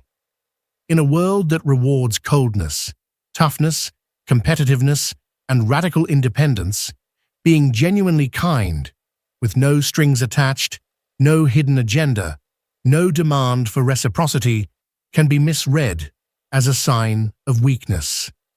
This isn't because you're naive or unaware of how the world works, but because your willingness to give, to care, and to be emotionally present is often filtered through the lens of a society that places value on dominance, control, and self-interest. People who do not understand the language of pure kindness tend to interpret it through their own limitations. They don't see generosity as strength. They see it as something to be used, something to be taken advantage of. What you offer from a place of love, from an open heart, without conditions, can be misunderstood by others as an opportunity, a fertile ground to manipulate, to drain, to consume. What many fail to grasp is that being kind does not mean being boundaryless. It doesn't mean you are incapable of saying no. But the mere act of opening up your emotional space makes others curious, and unfortunately, not everyone approaches that curiosity with respect. Many are not prepared or willing to reciprocate the same level of emotional investment. As a result, your kindness can become a double-edged sword. On the one hand, it's a gift. On the other, it can make you a target for those who see giving as an invitation to take as much as they can, without any concern for how it affects you. Over time, this can become exhausting. People begin to expect your support, your time, your energy, as if it's their right to receive it. And when that happens, they stop seeing your kindness as something sacred. Instead, they treat it as something they're entitled to, something automatic, something that doesn't cost you anything. But it does cost you, emotionally, mentally, and even spiritually. Your willingness to trust others can be weaponized against you. Those who do not comprehend the true depth of kindness might use your generosity as a tool to further their own needs, never once considering the emotional toll it takes on you. And this leads to a slow, internal erosion of your energy. Because while your intentions are pure and rooted in sincerity, the lack of respect from others can leave you feeling used, depleted, and sometimes even betrayed. Kindness, then, becomes a battlefield, a test of strength between your desire to give and your need to protect yourself. It becomes a quiet, internal struggle where your soul wants to connect, but your mind starts to build walls to keep from being hurt. The hardest part of it all is realizing that your kindness, which you offer so freely and without reservation, isn't always understood in the way you meant it. Some people don't see the bravery behind your actions. They only see an opportunity to take more. While you're offering your time, your energy, your presence with no hidden motive. Others interpret it as a signal of weakness. They don't see that it takes courage to be open in a world where most people have armor on. They don't recognize the strength it takes to keep your heart soft when so many choose to harden theirs. And because they can't comprehend that, they misread your kindness as a failure to protect yourself. This misunderstanding becomes dangerous. Those who seek one-sided relationships where they receive and never give are magnetically drawn to kind people. They see your emotional generosity as something they can exploit endlessly without ever questioning how their actions affect you. And it's a painful truth that often comes with choosing to give without expecting anything in return. The true price of kindness is not measured in how many thank yous you receive, but in how often your time, your energy, and your emotional labor go unnoticed, unappreciated, or worse, disrespected. The real challenge, then, is not whether or not you should be kind. The challenge lies in learning how to protect that kindness, to honor it, to make sure it doesn't become an open wound for others to poke at. Being kind doesn't mean closing yourself off. It means being wise enough to know who deserves access to your emotional world. It means guarding your heart, not locking it away. In choosing the path of kindness, you learn that vulnerability is not weakness. Vulnerability is bravery. It means showing up as you are, without pretense, without armor, without masks, and allowing others to see your true self. But despite your best intentions, people don't always respond to this openness with the respect it deserves.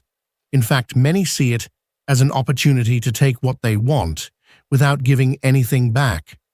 When you act with kindness, you are giving more than just thoughtful gestures. You're offering your time, your presence, your energy, and sometimes even a piece of your soul. But true kindness, by its nature, asks for nothing in return. That's what makes it pure. That's what makes it real. The paradox, though, is that because it expects nothing, people often believe it costs you nothing. And that's where they're wrong. Here lies the danger. Those who do not understand what it means to build a relationship based on mutual respect and emotional reciprocity will never comprehend the value of what you give. Their lack of understanding becomes a blind spot, and in that blindness, they begin to take without ever thinking about what it costs you to give. And when that happens, when your kindness is met with indifference or entitlement, the emotional exhaustion begins to set in. Even if you never intended to feel used, it starts to creep in, quietly, slowly, until one day you realize that you've been giving from a well that hasn't been replenished in a long time.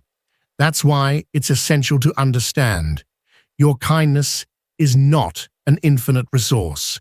You cannot keep pouring from yourself without limits. You may not notice the cost immediately, but over time, the lack of balance begins to weigh on you.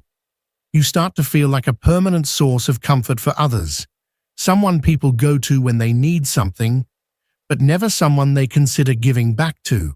It's easy to fall into the trap of believing that your kindness should always be available, that it's your duty to be there for everyone. But the truth is, your efforts should never be taken for granted. Your kindness is not a public service. It is a gift, rare, meaningful, and deserving of respect. Some people will assume that if you're nice once, you'll always be available. They think of your emotional generosity as a bottomless pit, a safe space they can return to again and again without ever giving anything back. But what they fail to realize is that even the kindest hearts have limits. You cannot continue to offer what you never receive without that imbalance eventually breaking something inside you. Respect for your kindness must be mutual. Only then can you continue to give without emptying yourself in the process. Don't mistake kindness for helplessness. Being kind doesn't mean you're weak, and it doesn't mean you're willing to accept mistreatment. If you don't protect it, kindness can be seen as fragility. But the reality is, it takes immense inner strength to remain kind in a world that doesn't always appreciate it. The lesson is clear. You don't need to stop being kind. You don't need to change who you are. But you do need to be wise about how you give. You need to recognize the moments when your kindness is no longer being honored. It's not about shutting people out. It's about knowing when to walk away from those who drain you. Kindness is a beautiful gift, but like any precious offering, it must be given under the right circumstances, to the right people, those who truly understand its value. Only then will your kindness become an act of strength, not a sign of vulnerability. Reason number 5. People often mistake your kindness as a sign that you will always be available for them. This misunderstanding can lead them to take advantage of your time, your energy, and sometimes even your emotional capacity. True kindness is frequently accompanied by a selfless nature, a genuine willingness to prioritize the needs of others over your own. And while that may be noble, it can also lead to serious misconceptions. When you consistently show up for others, they may unconsciously begin to assume that you will always be there, regardless of your own responsibilities or emotional state. They begin to expect that no matter how busy or overwhelmed you may be, you will always have a moment to listen, a solution to offer, or a hand to lend. But what they fail to understand is that kindness does not equate to unlimited availability. Being kind does not mean being on call 24/7. As this pattern continues, those who benefit from your kindness start to take your presence for granted. They grow accustomed to your support, assuming that you will always pick up the phone, answer the message, or drop everything to assist them, without considering the weight you might be carrying yourself. This creates an unbalanced dynamic, where your time and emotional energy are constantly being depleted to fulfill the needs of others, while your own needs are quietly pushed aside. This imbalance becomes even more problematic when the people who rely on you fail to reciprocate. When you're going through your own struggles, they may not show the same level of interest or effort to be there for you. Instead, they reappear only when they need something. The relationship becomes transactional, and you are left feeling drained, unseen, and underappreciated. Eventually, this one-sided effort starts to take a toll on your spirit. You begin to feel like you're giving far more than you're receiving. You wonder why no one notices your sacrifices, or why your emotional labor goes unacknowledged. It becomes a cycle of exhaustion and silence. What's worse, without clear boundaries, people will continue to ask for more. More of your time, more of your energy, never stopping to wonder if you're okay, if you're tired, or if you simply need a moment for yourself.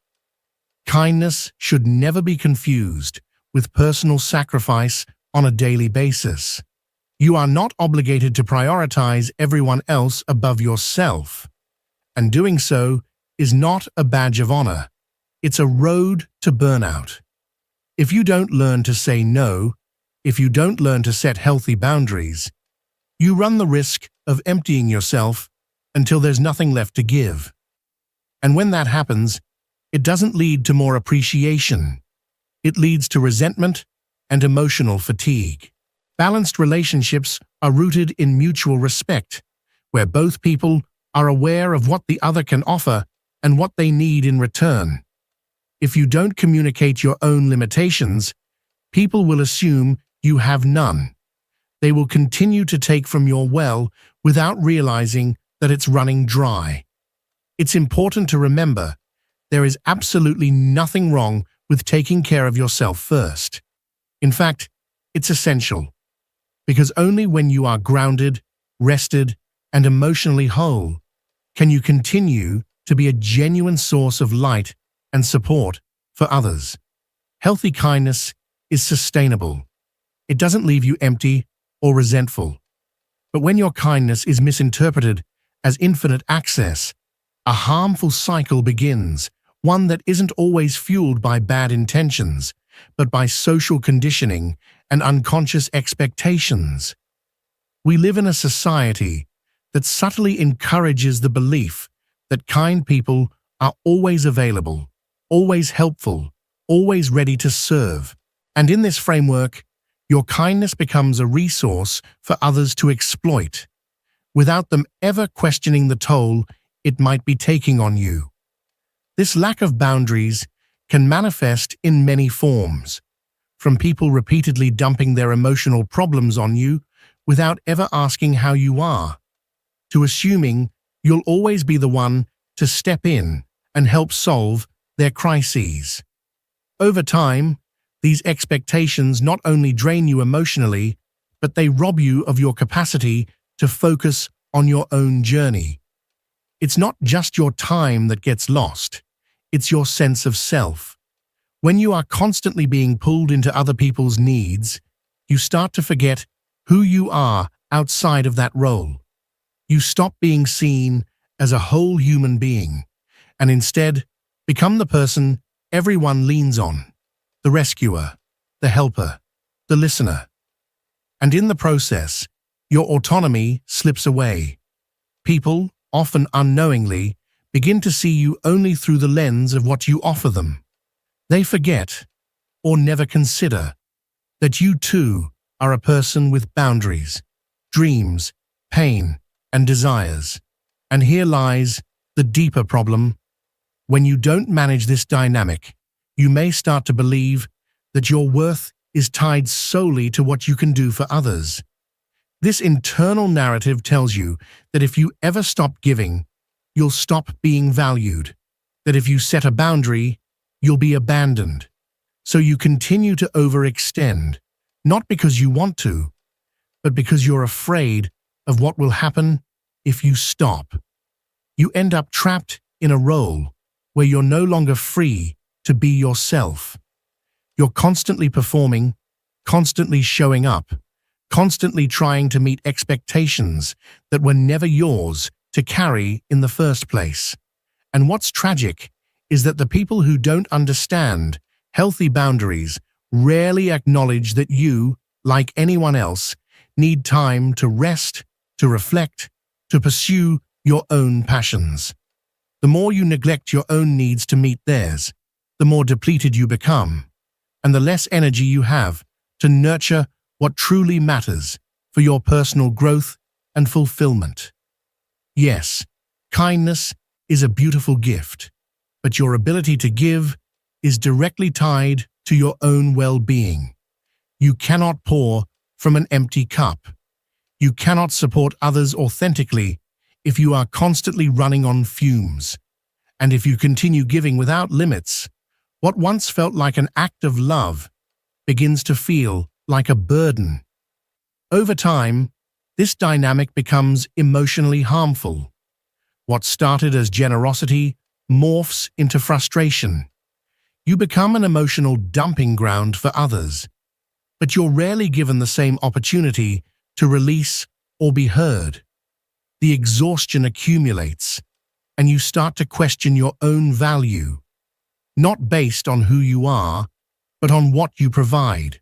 And that is a dangerous place to be, because the more you give without receiving, the more invisible you feel. You aren't being consumed by a lack of kindness, but by a lack of reciprocity. The people around you may not even realize this is happening, but just because they don't see it doesn't mean it's not real.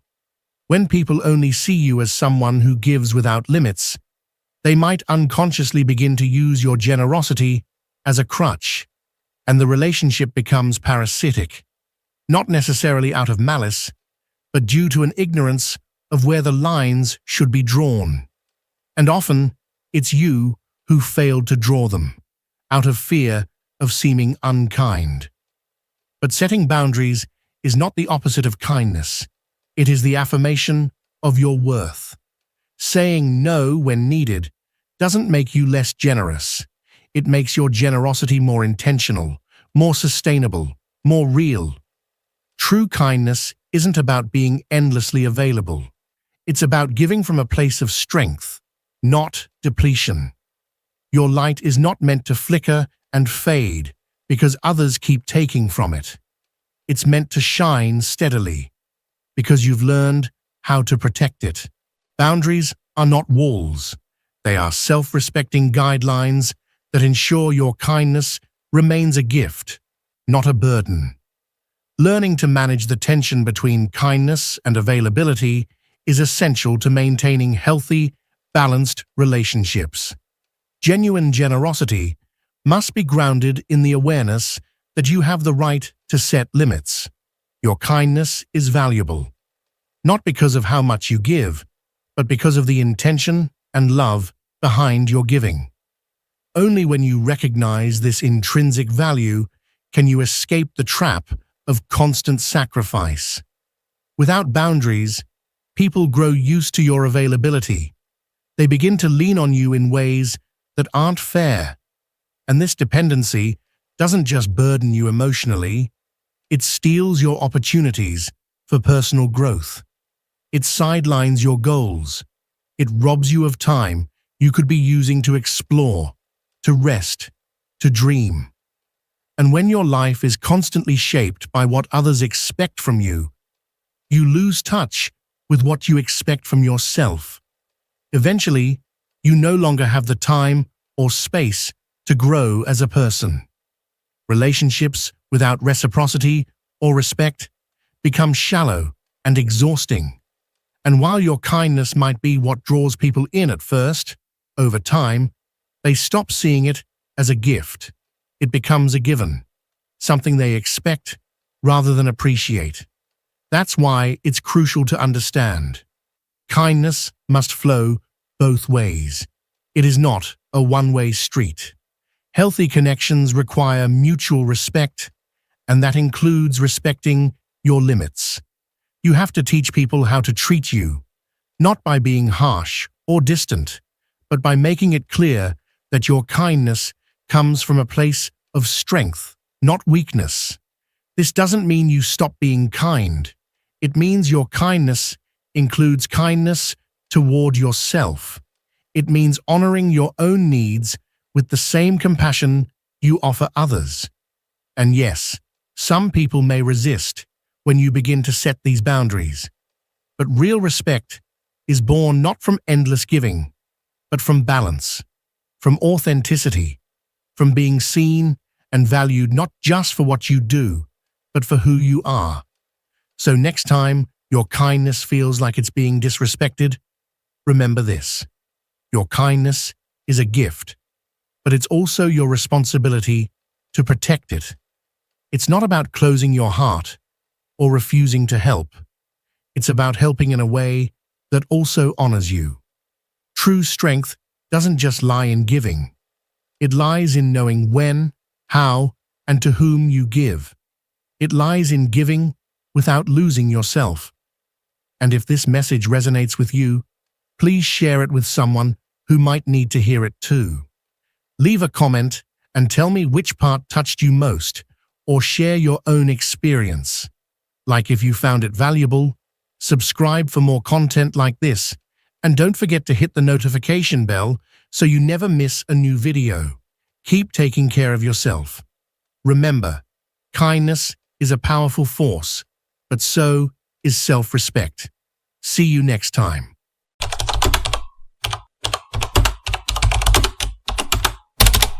If you find yourself lying awake at night, unable to sleep no matter how tired you are, Your mind might be trying to tell you something profound. This isn't just about caffeine or daily stress. According to renowned Swiss psychiatrist Carl Jung, insomnia can be a message from the deeper layers of your psyche. It's not a mere inconvenience. It's a sign that something within you is stirring, something you may have tried to suppress or ignore for a long time. And now, under the quiet of night, it refuses to stay silent. What if your restlessness, your racing thoughts at 2 or 3 a.m., aren't random at all? What if they are deliberate calls from the part of you that you've buried, your inner shadow? Jung believed that when we sleep, the conscious mind lets go of control, and that's when the unconscious steps forward. It's in that silent battlefield between awareness and dreams where your unresolved emotions, hidden fears, and repressed truths come to life. If you've been avoiding aspects of who you are, they will find ways to resurface, often disguised as insomnia, nighttime anxiety, or unsettling dreams. Think about it for a moment. During the day, you're busy, you're occupied with tasks, distractions, conversations, and responsibilities. You smile when you don't feel like it, nod in agreement when you want to scream, act polite even when you're deeply frustrated. You wear a mask, a carefully constructed version of yourself that fits the expectations of your world. But when the sun goes down and you're finally alone with your thoughts, when the lights are off and there's no one left to perform for, that mask begins to slip. And what lies beneath it is your shadow, the part of your personality you've rejected, shamed, or hidden. It could be anger you weren't allowed to express, dreams you were told were unrealistic, traits you were made to feel guilty about, desires you were taught to fear. These fragments of your identity don't just disappear, they wait. And at night, when you're vulnerable and unguarded, they rise to the surface, demanding to be seen. Jung emphasized that the shadow isn't evil, it's not something to be exorcised or destroyed. In fact, it's vital to your wholeness. The shadow holds the pieces of your soul you've disowned, the powerful, emotional, raw, and creative parts of yourself. The more you push it away, the louder it becomes, and insomnia, in many cases, is that very voice refusing to be silenced. It's a call to integration, not suppression, a plea from your inner world to stop running, to stop denying, and to begin listening. Let's go deeper. Have you ever noticed how the thoughts that plague you at night are often brutally honest? You revisit old conversations, relive past mistakes, question your life choices, feel emotions you tried to avoid. That's no accident. The nighttime mind is more intuitive, more connected to the unconscious. It strips away the noise and distraction of the external world and forces you to sit with yourself. And if you haven't been honoring your truth, that confrontation can be deeply uncomfortable, enough to keep you from sleeping. But here's the powerful part. What torments you at night can also become your greatest teacher. If you're willing to stop fearing the silence, if you can lean into the discomfort instead of fleeing from it, your shadow can become an ally rather than a threat. By acknowledging what you've hidden, you begin to reclaim your full self. You create space for emotional release, self-compassion, and healing. You begin to find peace not by silencing your mind, but by understanding what it's trying to say. Insomnia then becomes not a curse, but a mirror. It reflects your unmet needs, your emotional wounds, your abandoned dreams. And with that awareness, you have the opportunity to do something profound.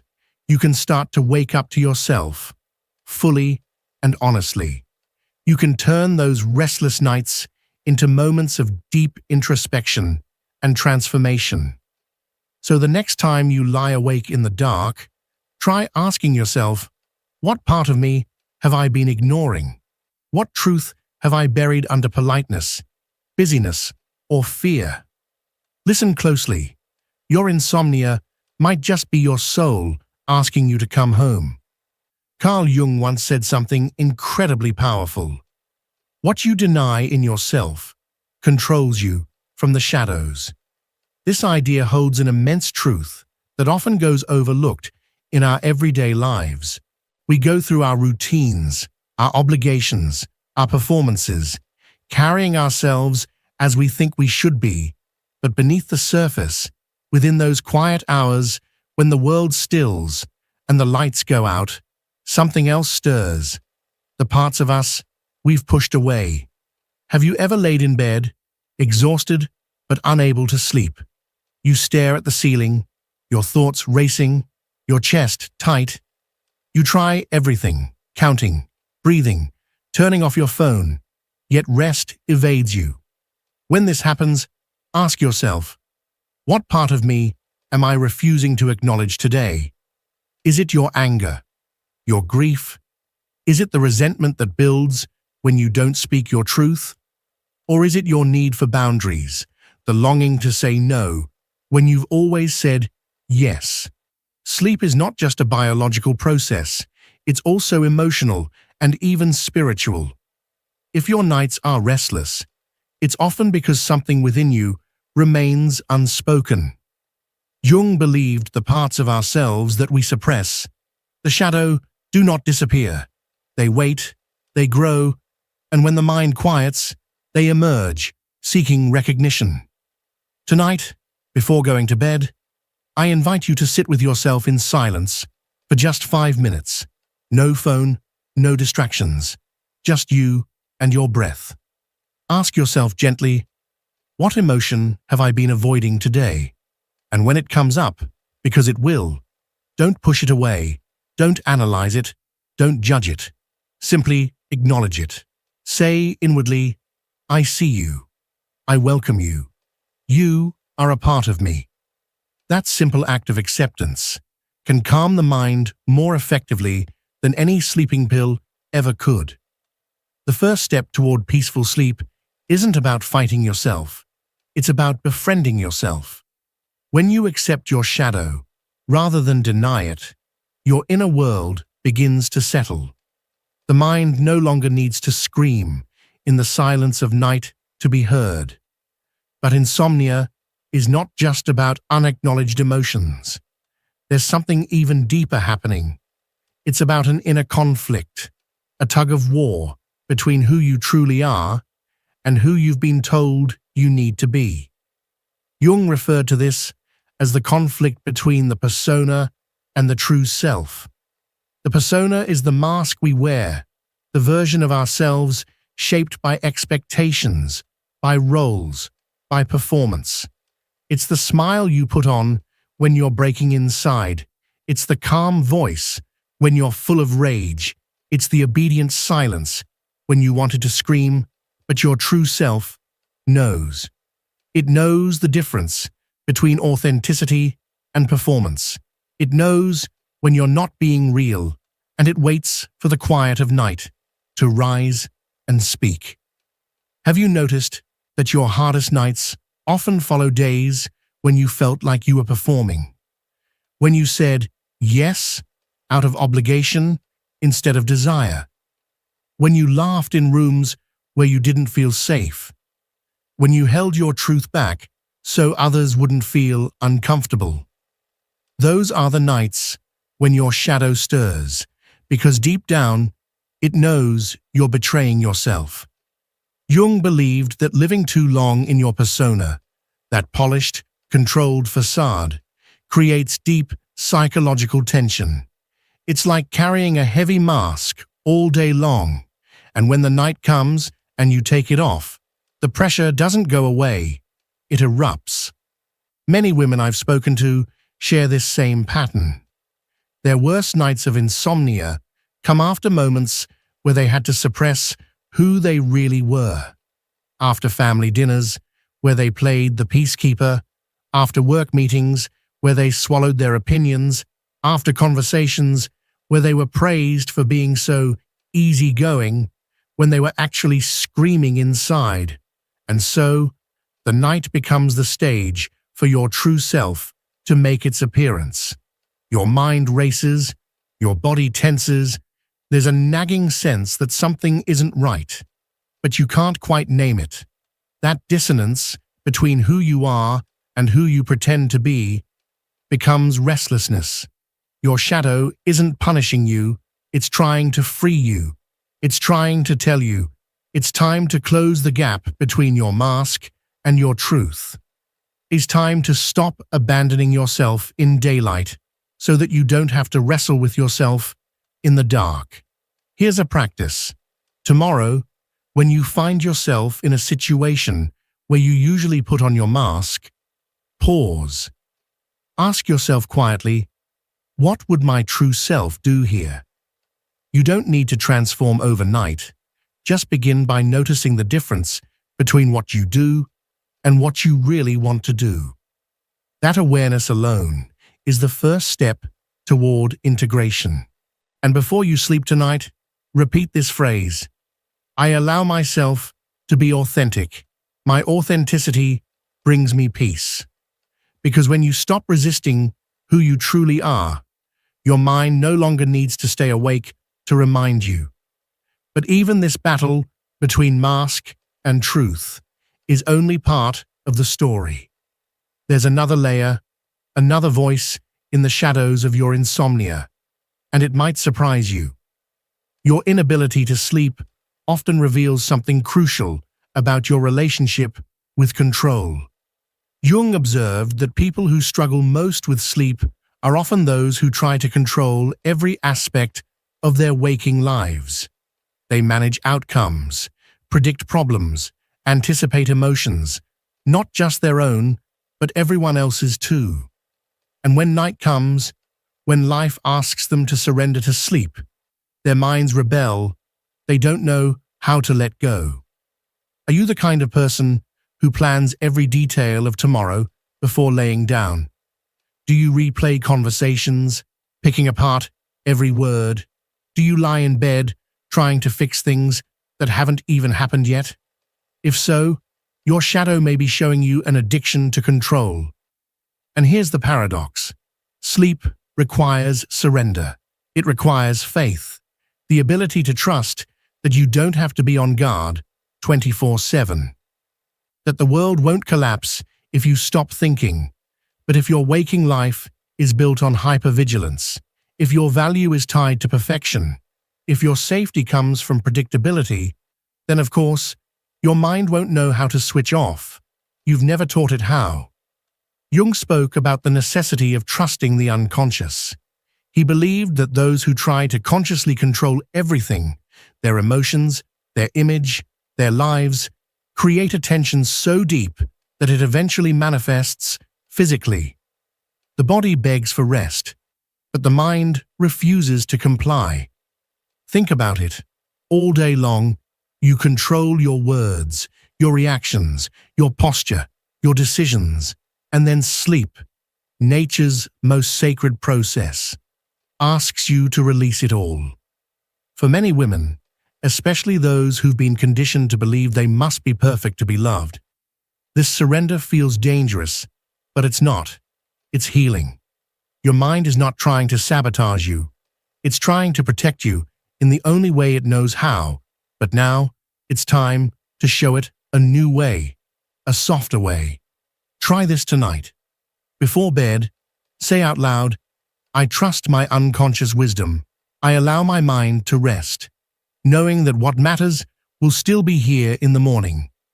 Then, let your arms fall to your sides and exhale deeply, as if handing over the weight of the day. You can even write your worries on a piece of paper, list them all, then say, I will return to you in the morning. This simple act tells your controlling mind that it has been heard, but that rest is now the priority. So often, insomnia is your shadow's way of saying, you don't have to carry the world all the time. You're allowed to rest. You're allowed to let go. You're allowed to be held by something greater than yourself, by the rhythm of life, by the intelligence of your body, by the mystery of your own unconscious. And yet, even beneath control, there is a final, deeper layer to your sleeplessness, perhaps the most profound of all. Insomnia is often tied to unprocessed emotional wounds, the ones your shadow guards most fiercely. The pain you haven't spoken, the grief you never gave yourself time to feel, the betrayal you minimized, the fear you tucked away. These wounds are heavy, and silence gives them space to rise. But remember this, whatever your shadow is trying to show you, it's not trying to hurt you. It's inviting you into healing, into wholeness, into rest. And that is where sleep truly begins. Jung discovered something profound, something that continues to echo through the lives of those who dare to look inward. He found that the unconscious mind forgets nothing, absolutely nothing, especially not the pain we think we've gotten over quickly, the wounds we rush past, telling ourselves we're fine, without ever truly processing them. These unattended aches don't disappear just because we decided to move on. They wait. And it is in the quiet of night, when our mental defenses soften, when the busyness of the day no longer shields us, when we are finally still, that these buried emotions begin to stir. They rise from the depths, subtle at first, then louder, more insistent. They are not there to torment us, they are there to be acknowledged. Have you ever experienced that eerie sense of sadness that seems to come from nowhere? Those nights when you feel an overwhelming anxiety that has no clear source, when your thoughts drift, almost involuntarily, toward memories you believed you had already healed from. That right there is not you being weak or dramatic. It is not emotional self-sabotage. It is your shadow, the part of you that holds your unresolved pain, trying to complete emotional processes that were left unfinished. So many women are taught from a young age to be strong, to be resilient, to carry on no matter what. They learn that breaking down is not an option, that collapsing is failure, that being emotional is a liability. And so, when something hurts, truly hurts, instead of feeling it fully, they bury it. They bury it deep beneath performance, productivity, and poise. Life continues, and from the outside, it may even look like they've moved on. But the shadow never forgets. Jung taught that repressed emotions don't disappear. They simply wait. They remain in the dark, tucked away until the right moment arrives to surface. That moment often comes in the solitude of the night, when you're most vulnerable, alone, quiet, distracted by nothing. That's when the unconscious speaks the loudest. And maybe your insomnia, that restlessness, that inability to sleep despite physical exhaustion, is not just a random inconvenience. Maybe it's your unconscious whispering or shouting, "Now. Now is the time to feel what you didn't let yourself feel back then." Maybe it's the pain of a relationship that ended badly, one you convinced yourself you got over quickly so no one would see you broken. Maybe it's the heartbreak of a dream that didn't come true, a dream you dismissed, telling yourself it didn't matter anymore. Maybe it's the quiet ache of being unseen, unacknowledged, or unappreciated in your own family, something you adapted to but never really healed from. The nocturnal return of these feelings is not your mind betraying you. It is your inner world offering you a chance, a real, powerful opportunity for healing. Jung once said that what you deny within yourself doesn't just vanish. It remains unintegrated, and from the shadows, it continues to influence your life in ways you may not even realize. So here is something to try, a small but powerful practice. When pain appears in the night, don't fight it, don't numb it with distractions or push it away, sit with it. Just for 5 minutes, place your hand gently over your heart. Speak to it, even if only silently. Say, I see you, pain. I'm here, you're allowed to be here. What is it that you need me to understand? Then listen, truly listen, without judgment, without trying to fix it. You are not wallowing, you are witnessing. And sometimes, that witnessing, being present with your own truth, is the first and most necessary step toward transformation. You may even choose to write a letter to your pain. Ask it, what have you come to teach me? What strength have you given me, even if I couldn't see it until now? How have you prepared me to support others through their own wounds? When you consciously integrate your wounds instead of avoiding them, something remarkable happens. The pain no longer needs to scream for your attention. It no longer lurks in the shadows, waiting to ambush you at 3 a.m. It becomes a part of your story, a part you own, and from which you draw wisdom, compassion, and resilience. That pain becomes your teacher, not your tormentor. Your shadow is not your enemy. It is the keeper of all the parts of you that are still longing for love, for acceptance, for wholeness. When you offer that love, not just during the day when everything feels in control, but at night when you feel raw and exposed, your inner world begins to soften. The mind that once screamed in the silence begins to whisper instead. Eventually, it may not need to speak at all, because it has been heard. But there is still one more piece to this puzzle, one more layer that might hold the key to your restless nights. And this may be the deepest reason of all why sleep continues to evade you. At its core, your insomnia might not just be about unresolved emotions. It might be about your resistance to trusting the natural rhythms of life itself. Jung noted that those who suffer most from insomnia are often those who have become disconnected from nature's sacred cycles, expansion and contraction, activity and stillness, giving and receiving. We live in a society that glorifies productivity. That tells you your worth is measured by how much you accomplish, how much you give, how much you produce. Rest, in this mindset, becomes something shameful, something indulgent, even wasteful. And so many women, especially, internalize this belief. They learn to function like machines that never shut down. They wake up early, go to sleep late, stretch themselves thin, and call it strength. They believe their value comes from being constantly available to others, from being useful, helpful, reliable, efficient.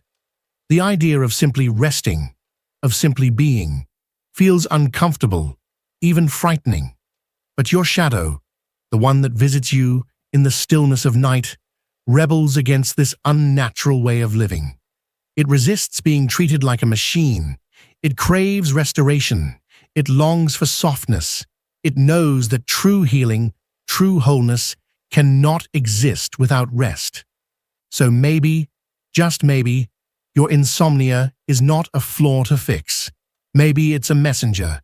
Maybe it's an invitation to feel, to trust, to rest, to honor the rhythms of your body, the wisdom of your emotions, the truth of your experience. You are not broken. You are being called gently but persistently back to yourself, back to the parts you tried to forget, back to the softness you tried to suppress, back to the night, not as a battlefield, but as a sanctuary. Let it be a place of reunion, not resistance. Let your shadow speak, and this time, let yourself listen. Carl Jung understood something profoundly important about human nature, that we are inherently cyclical beings. Just like the natural rhythms of the earth, the waxing and waning of the moon, the change of seasons, the rising and setting of the sun, we too are meant to flow through cycles. We are not built for constant movement or uninterrupted productivity, and yet, in modern society, we often try to maintain a state of perpetual activity. We praise the hustle, glorify busyness, and treat rest as something we must earn. But when we do this, we create an internal imbalance, a kind of disharmony that does not remain invisible for long. It eventually begins to surface, often as insomnia. Have you ever noticed how much easier it is to fall asleep on the nights when you feel like you've earned it? When your day has been packed with accomplishments, obligations fulfilled, tasks completed, and responsibilities checked off your list. It's as if only then do you feel entitled to rest.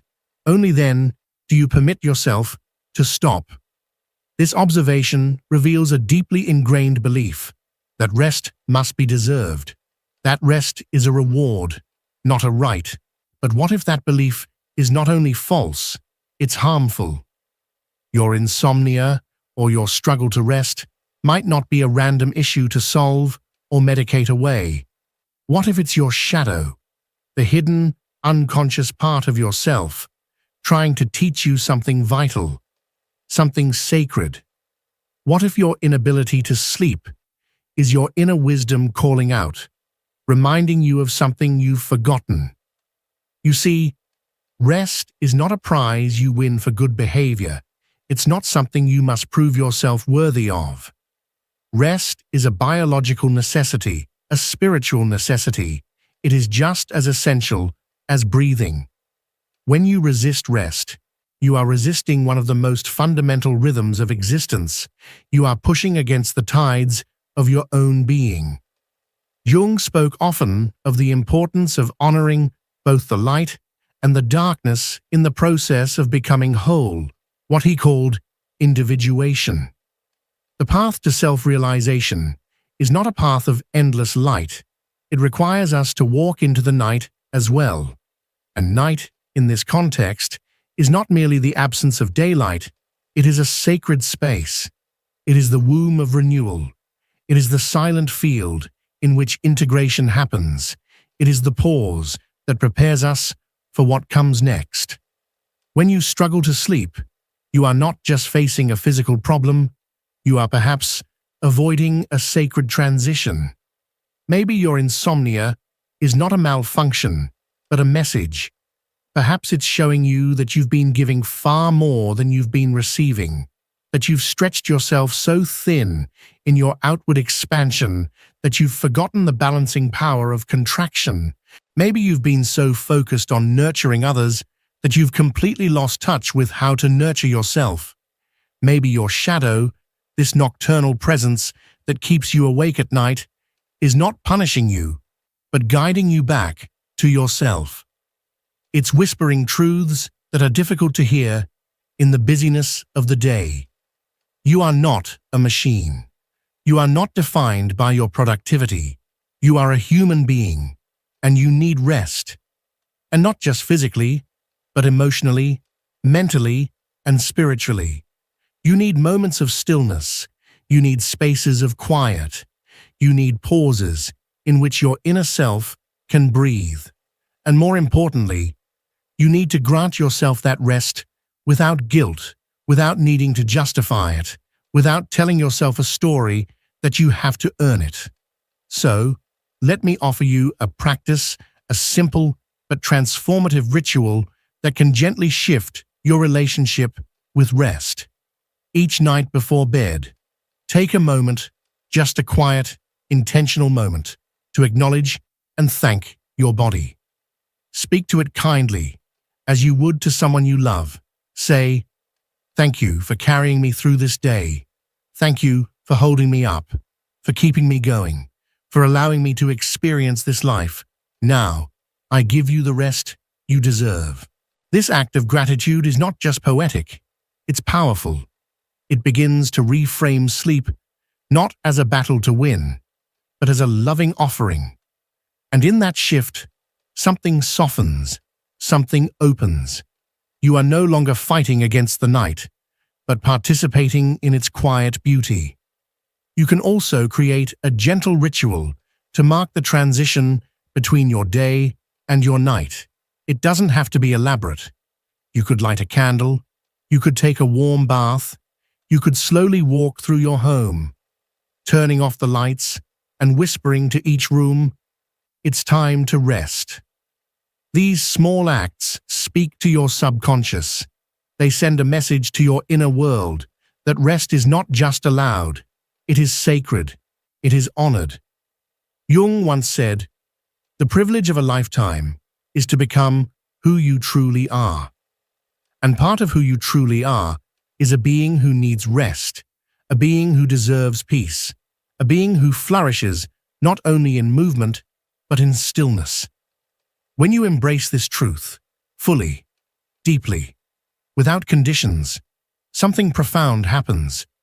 Your insomnia begins to shift, the tension softens, the sleepless nights lose their grip, because your shadow no longer needs to keep you awake to teach you what you've finally remembered. Repeat this affirmation each night, as a mantra, as a prayer.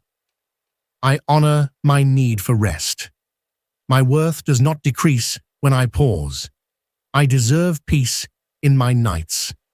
When these words are no longer just something you say, but something you believe, your shadow will no longer have to shout to be heard. It will no longer need to interrupt your sleep to guide you home. It will finally rest with you, in silence. So if you've listened this far, know this: your insomnia is not your enemy. It is your wisest teacher in disguise. Your shadow has not been trying to punish you. It has been trying to love you. It has been illuminating the places within you that have longed for healing, for acknowledgement, for compassion. Every sleepless night has been an invitation, a gentle knock on the door of your awareness, asking, will you listen? Will you turn inward? Will you give yourself the rest you so freely give to others? When you finally say yes, when you welcome the night as an ally instead of an adversary, you begin to live more authentically. You begin to sleep more peacefully, and you begin, at last, to return to the rhythm that is your true nature. Jung was absolutely right when he said that our wounds become our greatest sources of wisdom if we are willing to work with them instead of against them. That sleeplessness you've been dealing with, those restless nights, that racing mind at 3 a.m., they've all been trying to teach you something. They're not punishments or malfunctions, they are messages. Your insomnia has been trying to show you your deep need for authenticity. It's been revealing your complex relationship with control. It's been pulling to the surface unprocessed emotional wounds, long buried, and perhaps most importantly, it's been pointing you back to something so simple and so essential: your natural, inalienable right to rest. And when you begin to listen, truly listen, to these messages, something extraordinary happens. You stop waging war against yourself.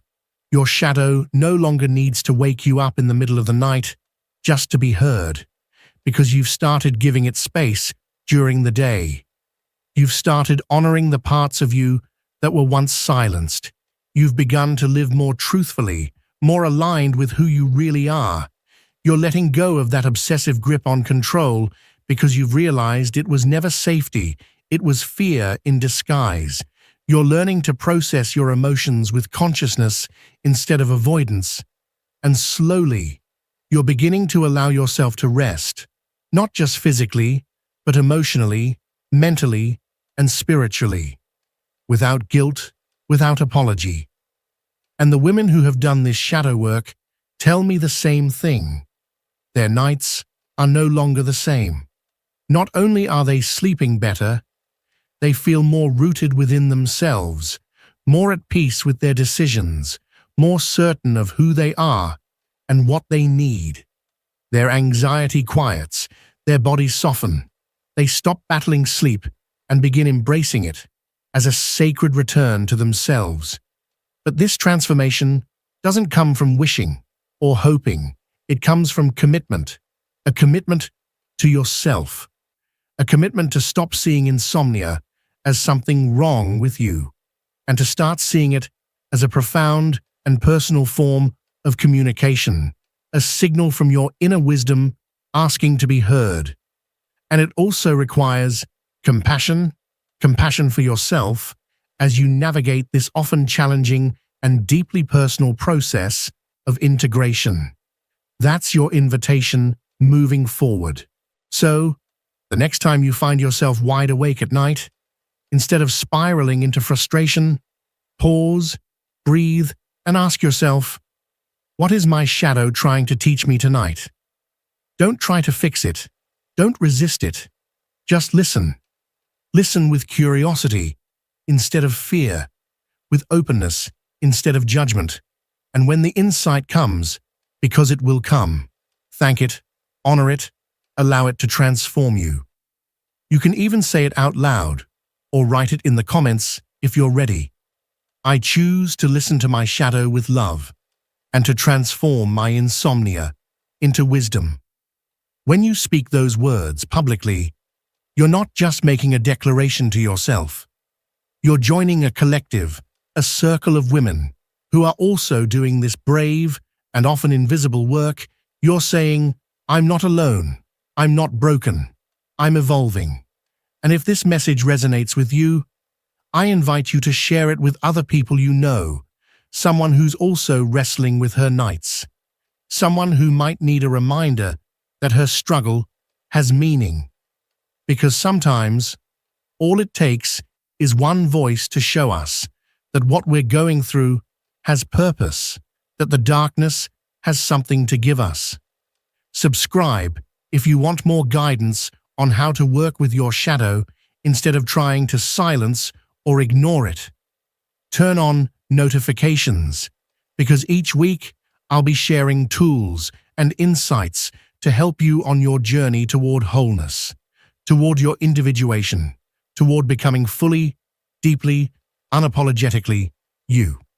Remember this, your insomnia is not a flaw to be fixed. It is an invitation to meet yourself more honestly, more intimately, more soulfully. And when you accept that invitation, when you step into that sacred dialogue with your shadow, your nights begin to change. They shift from being a battlefield of anxiety and exhaustion into a sanctuary, a place of restoration, a space where your truest self is welcome, a space where you are no longer at war with the dark, but resting peacefully within it, renewed, aligned, and whole.